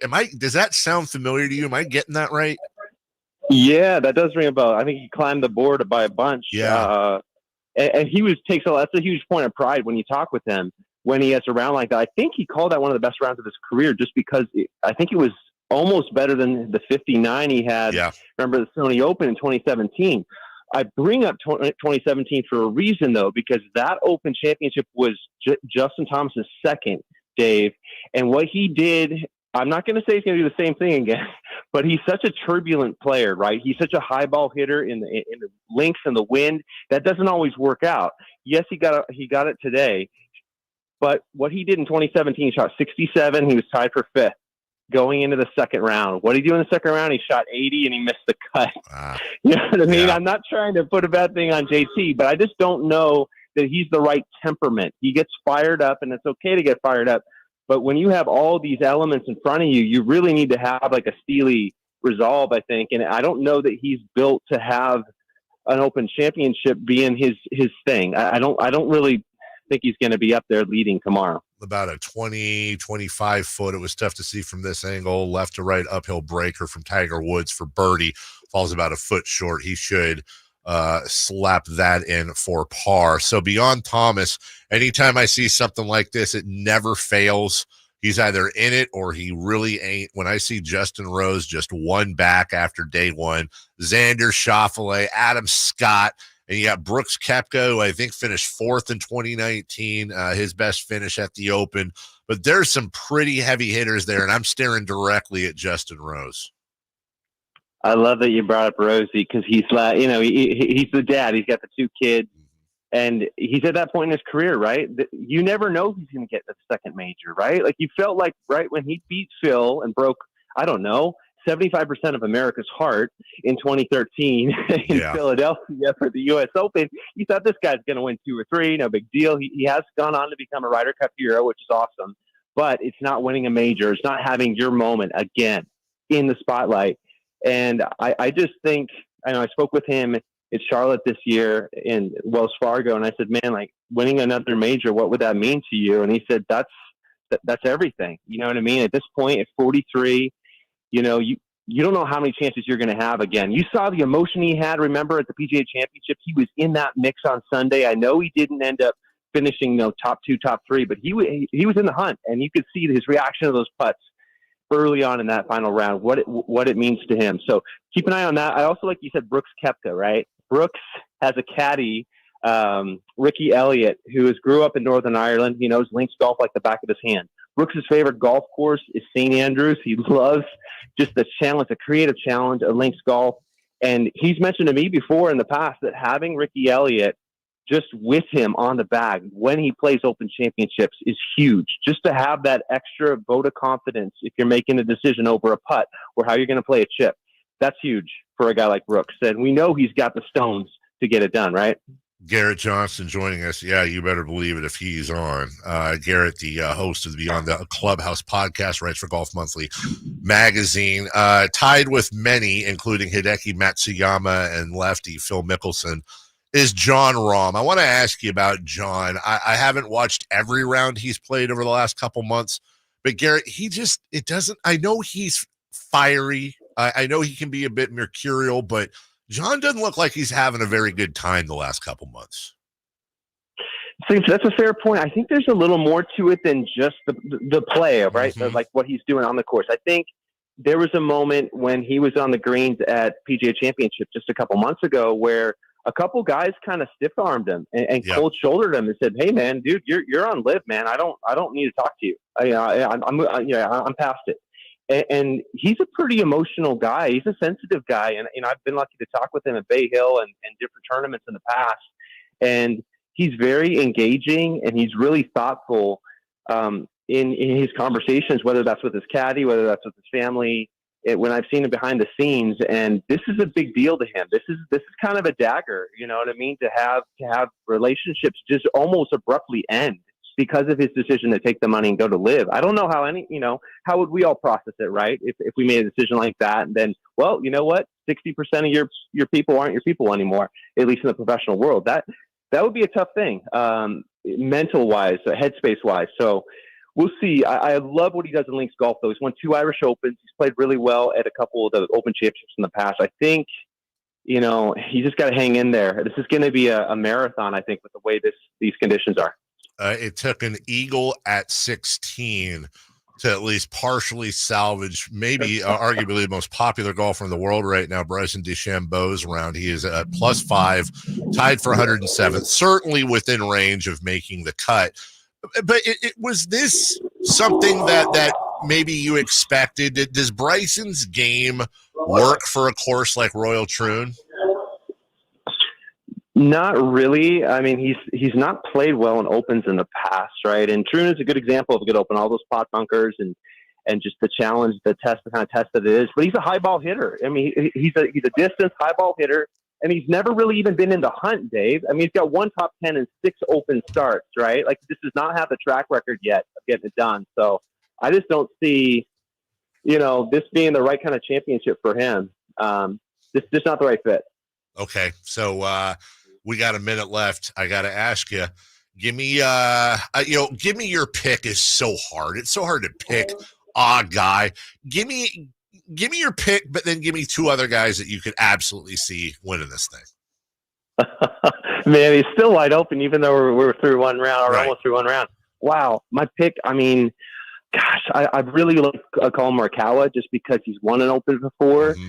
And I talked to him mentally. I said, what is it about links golf mentally? And he said, it's all about knowing you hit your shot, you control what you can control. And as soon as the ball leaves the club face, then all those crazy bounces that might happen, well, that it is what it is. Like don't kill yourself over the result because of the win, because of Mother Nature. There's so much out of your control. So he's at a really good place right now. He mentioned that to me last month. I would go with Morikawa. I think Xander's ready for major number 2. I think he's going to be ready for the next couple years for major number 2 at every stop. I mean, just his game is the tempo of his swing is so good. And then his caddy, Austin Kaiser, they get along so well. They give each other so much grief. So I would go with Xander. And then, man, who's another one? Jay Rose, man. I love Rose's attitude, and I love what an Open win would mean for Justin Rose and for the Great Britain. I almost called it the continent of Great Britain. It would feel like a continent at that point.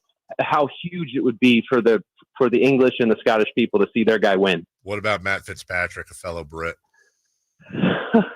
Well, if he gets some personality, that might help his case, Carmichael. No, he's a good links player, and he's got a veteran, Billy Foster, on the back. Billy's been through many battles. He's been with Seve Ballesteros, who was one of the great Open champions in history, 5 years on Seve's bag. So he's got a veteran there.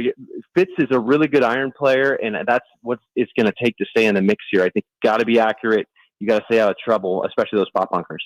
That is Garrett Johnston. You can check him out on the Clubhouse podcast, writes for Golf Monthly Magazine. Always great checking in with you, brother. Have a wonderful weekend. Enjoy the Open. All right, Dave. Good to see you, buddy. All right, take care. That's Garrett Johnston. We'll take a break. When we come back, we will re-rack Mike Brown from yesterday in Las Vegas. Our friend Brendan Nunes down there and caught that, celebrating his extension, looking at DeMar DeRozan and the team moving forward, including Malik Monk starting or not starting. He comments on that as well. We'll play that for you next. Here is the radio home of the San Francisco 49ers is one we will never forget. And Logan Ryan picks him up. Looks like they're playing man. Laporta's over there as well. It's 5 out. It's empty on 4th down. Goff back. Not going to get out to his right. Been chased. Throws, and it is incomplete. The 49ers take over on 4th down again. Congratulations to the 49ers on a terrific year. And thank you for so many wonderful memories. Sacramento weather is brought to you by Folsom Lake Kia. I'm Tamara Berg in the KCRA 3 Weather Center. For your Thursday forecast, it'll start out nice and comfortable with temperatures in the 60s this morning. For the afternoon, plenty of sunshine, and today's going to feel hotter. Highs will peak in the range of 98 to about 101. Get the latest forecast on the KCRA 3 News and the KCRA 3 app. Coach Doug Christie here to remind you, if you're in the market for a new car, shop Folsom Lake Kia. Low interest rates, low payments, and zero down deals with approval of credit. Folsom Lake Kia, over 25 years, right here in Folsom. You hope that you're never in a situation where you need representation, but if you ever are in that spot, you certainly want someone you can trust. And I'm sure you've seen all those lawyers on TV that just quickly process through case by case by case. Well, how about someone that's right here, that is local, that cares about you, cares about their own name and their brand, but but certainly cares about our community. So if you're in that spot where you need representation, I suggest Jonathan Gonzalez at the Gonzalez Law Offices. He's right here in downtown Sacramento. And again, doesn't count you as just one of those many case after case after case. He will put in the time, put in the effort, get to know you, and is here to help. Whether it's wrongful termination cases, expungements, car accidents, whatever and wherever you feel the need for representation, I suggest you contact saclegaldefense.com or call them at 916-304-9187. Again, that's the law offices of Jonathan Gonzalez at saclegaldefense.com or 916-304-9187. We just want to have enough money for retirement. And travel to visit our grandchildren. I understand. That's why at Fisher Investments, we start by getting to know each other so I can learn about your family, lifestyle, goals, and needs, allowing us to tailor your portfolio. What about commission-based products? We don't sell those. We're a fiduciary, obligated to act in your best interest. So how do your management fees work? We have a simple management fee based on the value of your portfolio. So we do better when you do better. We appreciate that kind of transparency. We also check in with you regularly to keep you up to date on the markets and your portfolio. Well, what other services do you offer? As a client, you have access to resources on investing, financial planning, estate planning, Social Security, Medicare, and more. Wow, sounds like Fisher Investments has everything we need. At Fisher Investments, we're clearly different. Learn more at fisherinvestments.com. Investing in securities involves the risk of loss.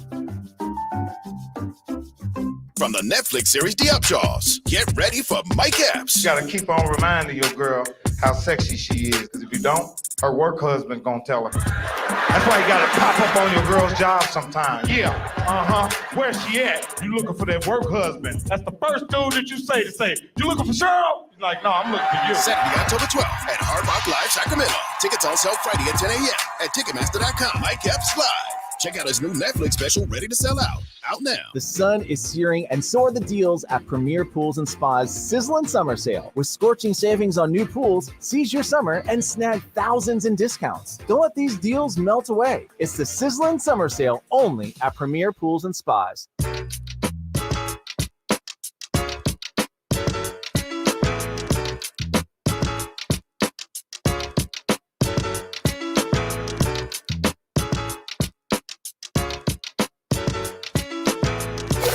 Waking you up with the best in local sports. They just make it interesting, you know? It's the Carmichael Dave Show with Jason Ross on Sacktown Sports. All righty. Thanks to Garrett Johnston.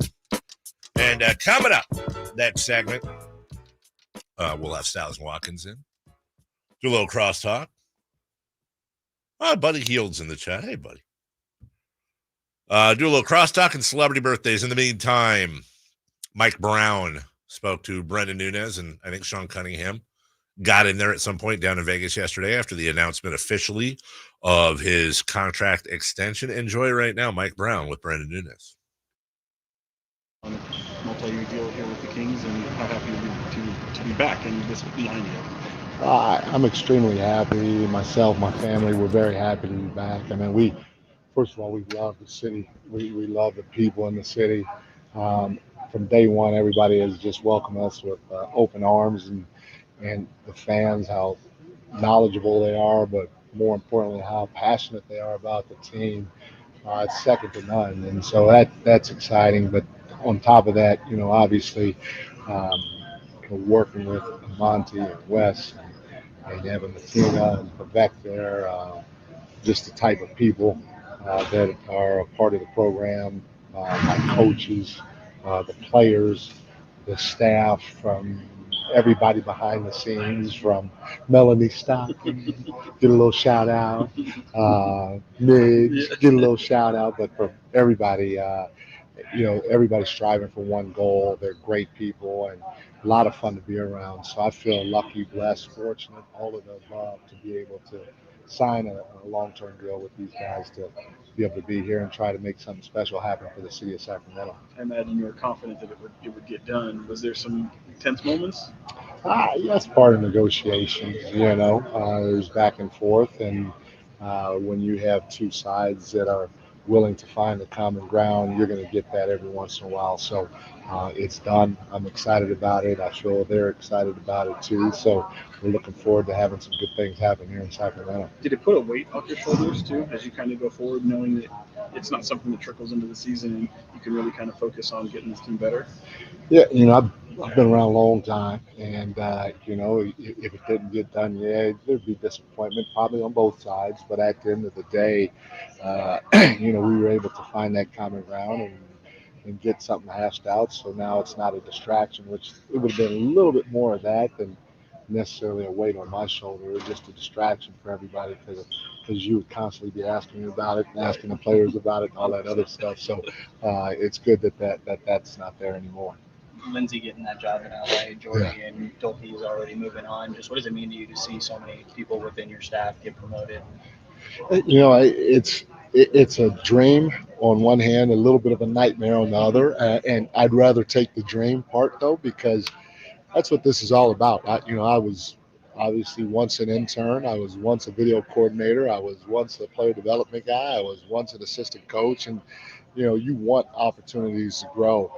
And you want to be around, hopefully, good organizations to be able to get the opportunity, if not within the organization, at least with another organization. And so it speaks volumes of what we're trying to accomplish as a staff, an organization, a team, that we've had so many of our people get interviewed for not just situations within the organization, because I moved a lot of guys up or a lot of people up, but even outside the organization. So I'm thrilled for her. It's a great move. She's going to bring a lot to the table for the Lakers. Hopefully none of our secrets, because we've done okay against those guys in the past, but I couldn't be more ecstatic for Lindsay. What's the process like for filling some of those roles now that there is openings, and where are you kind of at with that? Yeah, it's the nightmarish part is having to try to interview people, to vet people, to find out which direction you want to go and what you need to fill the void left by others. And so I'm a pretty, I guess, slow guy when it comes to that, a pretty patient guy when it comes to that. And so I've been meeting with people down here in Vegas during the summer league. I met with people back in Sacramento, and when the time's right, we'll make a hire, and we feel confident that there'll be good coaches that will come in and do just as good a job as the coaches that are left. Your draft pick is Devin Carter. We didn't get a chance to talk to you about him, but obviously getting him, what you see that he can add, but also how much do you think his rookie season can be stunted by this injury? He's young enough to where it's not necessarily going to hurt or harm his career. We're going to be patient with him. We want this thing to be 100% back to normal, and so there's no rush on it. Now, he may not have opportunity to win Rookie of the Year or be on first or second team because he may not play enough games. I don't know, but he's going to work his tail off. We feel like the doctors and our training staff are top notch, and so he's going to do his part by working his tail off and getting out on the floor as soon as he can. And when that happens, we'll go from there. But there's plenty of time for him to get acclimated and start the trajectory, his trajectory upwards. So no concern. Is there much he can take from being around this group in the summertime? 100%. Yeah. We're talking terminology. He's watching how we play, because there are a lot of things that we're doing right now in the summer that we're going to have carry over come training camp and regular season. So for him to sit around or to be around our guys, to be around our coaches, to be around shoot-arounds, practices, and games right now is an invaluable learning experience for him to help him get ahead of the curve a little bit, because he will be out. Obviously, DeRozan is the big piece of this summer already. I mean, what was your reaction when you guys landed him, and just how do you see him fitting in? Obviously, you're extremely excited. He's a veteran guy that's seen a lot of different defenses thrown his way. Not only defenses, he's been in a lot of different situations. He's a closer, and he's just a great human being. And so to have that addition to your team, it should definitely take us to another level. And I'm looking forward to it now. One player is not necessarily going to move the needle all by himself. It's going to take a collective effort. So we all have to use the summer to get better in order to enhance our chances as well. How well do you feel like he fits into your offense? 0.5 seconds, making quick decisions and moving the ball. He'll fit in great. When we play against him during the regular season, I don't get a chance to really study an individual player. You watch, as a head coach, I watch one game, sometimes two games of our upcoming opponent.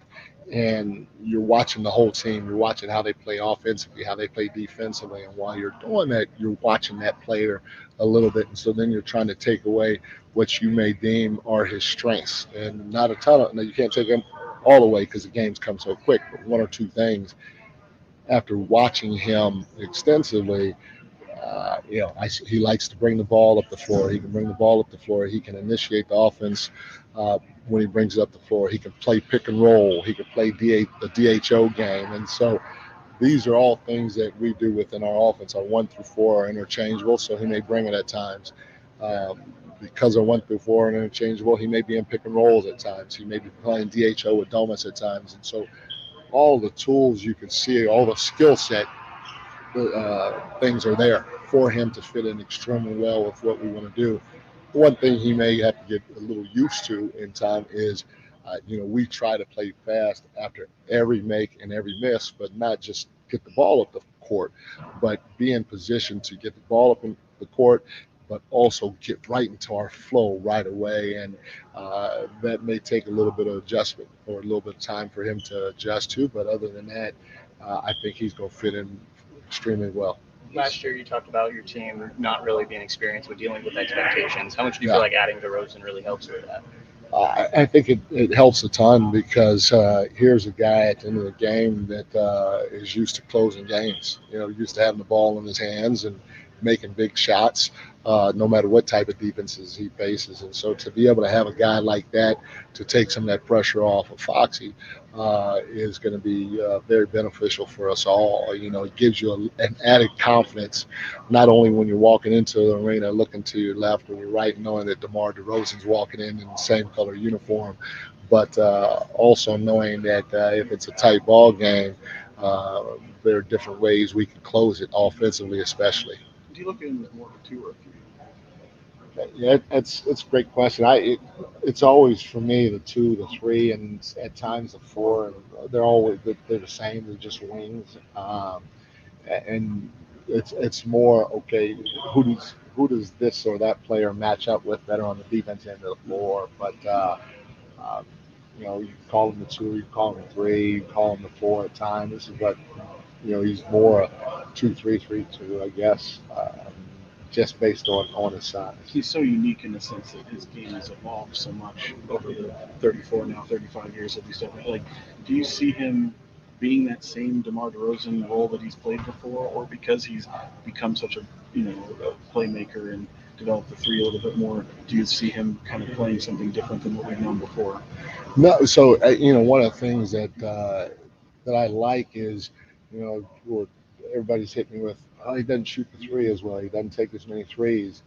The thing about it is if you're going to shrink off of him with our movement and all that stuff, when that ball gets to his hands, he's good enough to eat up the space. He's good enough to eat up the space, to get to spots, to knock down, 15-foot shots. So I'm not concerned about that. And then, the reality of it is if you have to face a set defense all the time, by running particular play sets, it can be harder to score. And, the way we play, we feel like our pace is really good in the full court. It's also pretty good in the half court. And so with that movement, that quick movement, now he may not always be catching with the defense set. He's catching on the move, not just with him on the move, with other bodies on the move as well, which can cause confusion. And so I think, our style will really enhance his abilities. I don't know if he's going to average 25 that he's been averaging the last 3 or 4 years, or maybe his whole career, but we feel like his effectiveness or his efficiency could even go up. because of the way that we play offensively, especially. And having Malik back, I mean, I know the question we get all the time from people is how he fits in now. Does he want to let it known that he wants to start from day one as he got here? How do you just see him being kind of accelerating from what you've had previous with Malik? Well, for the first thing is, you love the fact that he wanted to be here. That's first and foremost. And not only that, you love the fact that he's embraced the city just like they've embraced him. And then, he's competitive. You want people on your team that are competitive. I wouldn't be happy with anybody if they were just okay sitting back, accepting any role that I told them that they're in. Everybody wants to be the best. It's just like our coaches. If you're the seventh assistant, I wouldn't be happy if you sat here and said, hey, I want to be the seventh assistant the rest of my time here. You want somebody that has a growth mindset and is willing to take on challenges that come with more responsibility. So I applaud Malik for that. Like I said, I applaud the city for loving him the way that they do. But at the end of the day, whatever's best for the team, which is what he said on many occasions, is what he's going to do. And I've coached. The good part about me, if there is one in this situation, is I've coached 2 Hall of Famers that could have started for anybody but came off the bench, and Andre Iguodala and Manu Ginobili. And you talk about between those 2 guys, I think they have 8 total championships. 7 of the championships might have been won when they were 6 men. So to have somebody as dynamic as Andre Iguodala, as Manu Ginobili, as Malik Monk coming off the bench and embracing their role because that may be best for the team is second to none. That can help propel you to heights that a lot of people don't understand. And so, like I said, I love Malik's competitiveness, but in the same breath, I love the fact that he said he's going to do whatever's best for the team. And so we'll see what happens when training camp comes. That's Mike Brown with our friend Brendan Nunes. All right, Crosstalk celebrity birthdays coming up in the meantime. Nothing wrong with a second opinion. Tell you that every day. Nothing wrong with a second opinion. That's what American Energy Heating and Air wants you to do. If you have some work to be done, you've gone somewhere else, well, hold your horses. Let American Energy come in and give you a second opinion. Just let them bid on the work. Worst case scenario is the best case scenario. You got a great bid. But I'll just bet you they can save you money. Oftentimes I get asked, and I'll bring it up during my endorsements, Dave, do you use the products you endorse? Let me just give you an example with American Energy.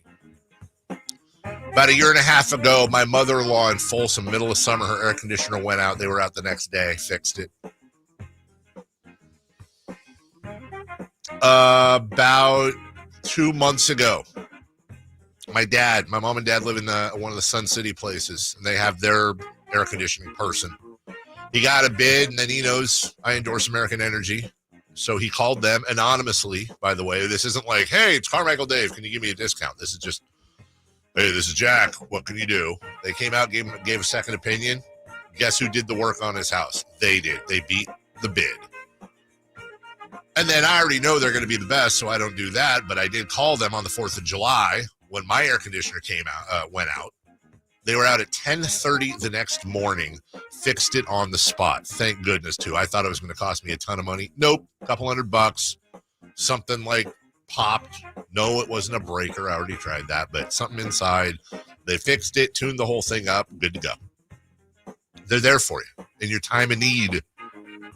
Get that second opinion. Join the club. Be a part of American Energy. A+ Better Business Bureau. Serving Sacramento since 1981. AmericanEnergyAir.com or 916-520-9990. That's 916-520-9990. Crosstalk, celebrity birthdays, next. On the move? Got somewhere to be? Take Sacramento Kings basketball with you. The Sacktown Sports app will let you stay connected to your passion. Never miss a moment of Sacramento Kings basketball with the Sacktown Sports app. I'm Ken Korak with your Green and Gold Report, brought to you by Xfinity Mobile. Connect to the most reliable 5G network nationwide. Well, the A's first pick in this year's draft is Wake Forest first baseman Nick Kurtz. Now, Kurtz, a 6'5 left-handed hitter, has drawn comparisons to Matt Olson and maybe even Hall of Famer Jim Thome. And even though the A's had the fourth pick in the draft, A's scouting director Eric Kubota said that Kurtz was the first pick on their board. Want to save on some of the biggest names in streaming on the network made for streaming? Now through September 21st, get 150 megabit Xfinity internet for 12 months with a 1-year contract. And for just $15 a month, add the new Stream Saver that includes Peacock, Apple TV Plus, and Netflix for just $35 a month. Switch at Xfinity.com today. Restrictions apply. Requires paperless billing and autopay to store bank account. Equipment, taxes, and fees extra. After promo, regular internet rate supply. Currently $54 a month. Actual speeds vary. Stream Saver requires Xfinity internet or TV and price subject to change. If you've been on the American River, it's uphill, it's downhill. There's trails everywhere that you can walk, and it just makes you happy. And I couldn't walk, and it was terrible. I was turning into a real crab. I went to the Good Feet store and I tried on the arch supports. I could not believe that I was not in pain. I can walk, I can run, I can jump, I can do anything. My name's Terry, and that's my Good Feet story. The Good Feet store in Sacramento, Roseville, and Vacaville.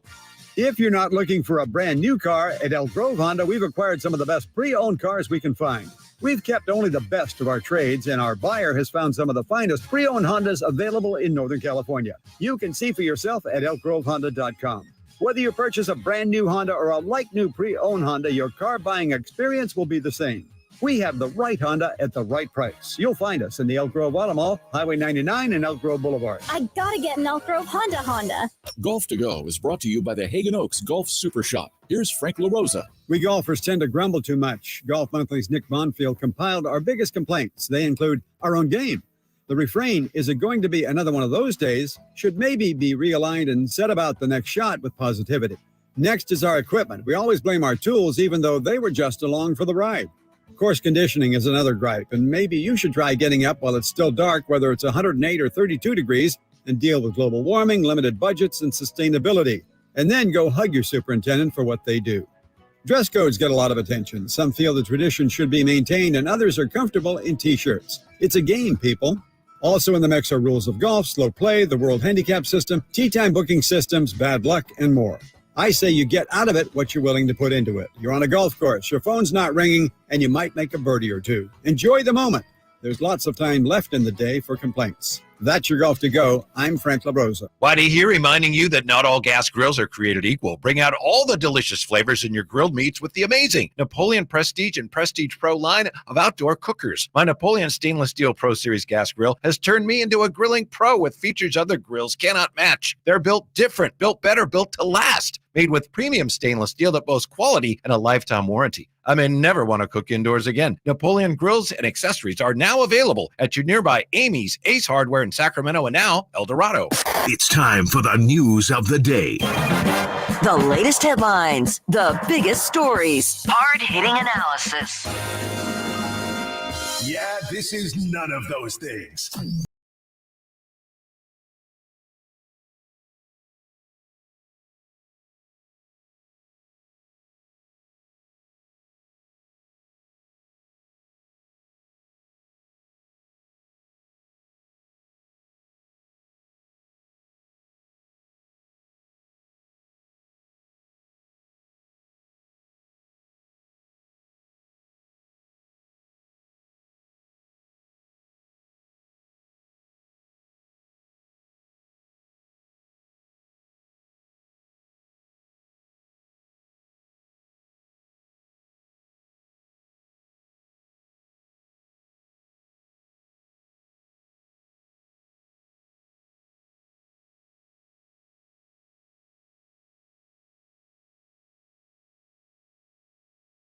But yeah, he's definitely from the area, and he said they're more juiced about. They're still riding the high of the Vegas Knights. Yeah, and the Knights, the Raiders, the Aces, even the non-existent basketball team. It's a good point too. That every team there is pretty successful to the point where it's like it'd be one thing if it's the only show in town, and it's like okay, I guess it's a sport to go watch in Vegas, but it's like if there's other options still. Okay. Yeah. What if? And I'm trying to think of maybe a team that's lacking in success but has some sexy names, as we've been having a lot of Nepo conversations. What if instead of the A's, it was the Nepo Blue Jays, and you get Vladdy, Bo Bichette? Do you think it would be different? I'm not going to say the Yankees or the Red Sox, moving them to Vegas, but a team that was just a bit sexier and actually could do something. Well, you're missing the big one. How about a team that isn't connected to John Fisher? That's the problem. Everyone knows. But look at Sacramento. For the most part, from the calls that Chris and I took on that day, they didn't give a dang about John Fisher. They were excited to have baseball. Yeah, but that's just because they don't know better. And I know that sounds like a terrible, stuck-up thing to say, but I don't think a lot of people have put together what John Fisher's bringing to Sacramento. I don't think they've made that connection yet, that his MLS team sucks and the payroll's terrible. I don't think they've made the connection. They know the A's suck and the payroll's terrible. That ain't changing here. And the idea that I hear from a lot of our fans, which I appreciate, is, well, we've supported a terrible team forever. Like, we're Kings fans. I get that. But here's the big dark secret. Go look at Kings attendance towards the end of the Maloof era. It's bottom of the league, bottom 5. And you had people in other cities, I'm old enough to remember, that said, they're moving to Seattle because you don't support them. Go look at the attendance. So by the letter of the law, Kings fans didn't support the Kings when things were bad. Now, we all know that's garbage. It's because of what the Maloofs were doing. But you know what the Maloofs didn't do? They didn't sell off players to the highest bidder constantly. They didn't try to not even re-sign Chris Webber or whomever. And that's what John Fisher is. I don't believe that'll get supported longer than maybe half of the first year to the first year. And when I say in Sacramento, when I say they don't know better, again, I know that sounds terrible to say, like, oh, they're dumb. No, not at all. I think the experience of John Fisher in Sacramento, every A's fan's like, yeah, I get it. But if you're not an A's fan, it's tough to really realize you're going to go out in 100-degree days and root for a 55-win team that constantly sells off anything close to talent. No, good luck. I think what we'll see the spikes, and I know we got to go quick here, but we'll see the spikes for the Yankees, the spikes for the Red Sox. But when it's A's, and I don't know, the Tigers, aren't they kind of decent this year? A's and White Sox. A's Angels is going to be abysmal. Yeah, abysmal. And then it'll be, hey, Sacramento can't support Major League Baseball, and that's what I'm most afraid of. Black eye on the city. Celebrity birthdays brought to you by Crumble Cookies. I hate you. Nothing brings family and friends together better than Crumble Cookies. Christopher Lod. Today is movie star Vin Diesel's birthday. We're all part of the same miracle, man. All part of the same miracle. 60? This is going to be a weird one. Wow. You know, I know Chris went to private school, and so did I. I'm gonna be talk about either one of us. Wow. I'm gonna be a man of integrity. I saw it. Am I the only one who went to public school here then? Why does that have to do with anything? Wow. Because I silver spoon babies. South Central Carmichael, Mission Avenue. 58. Chris Watkins, the closest, 57. That's right. Same miracle, man. Boxer Canelo Alvarez. His birthday today. No clue. 34. I was going to say, I'll say 36. 35. You got a correct answer. Carmichael Dave, 34. Okay. Great number. It's my wheelhouse. Bam Adebayo, real quick. Ooh. Bam Adebayo is 28. I know what you're going to say. I knew. Yeah. And I knew. You knew? And I knew. Did you know? 29. No, he's 27. He's the same age as Stewart. Correct answer goes to Chris Watkins, 27. It's coming up today, guys, on the coming off the slowest sports day of the year. What we do love the LeBron James of Sacktown Sports Draper, but we're going to come down his road a little bit. Yesterday, I was driving home, and he said, if Herter isn't starting for us, then what's he here for? I want to know why Kevin Herter is immune to coming off the bench. Wow. Everyone pile on Red Velvet, huh? No, I just want to ask a question. Okay. All right. For everyone, it's these guys, the best show, fastest growing show, the greatest show ever in the history of radio. Let's just say it like it is. Styles and Watkins coming up next. The Sacramento Kings play here. He's got the triple. Sacramento takes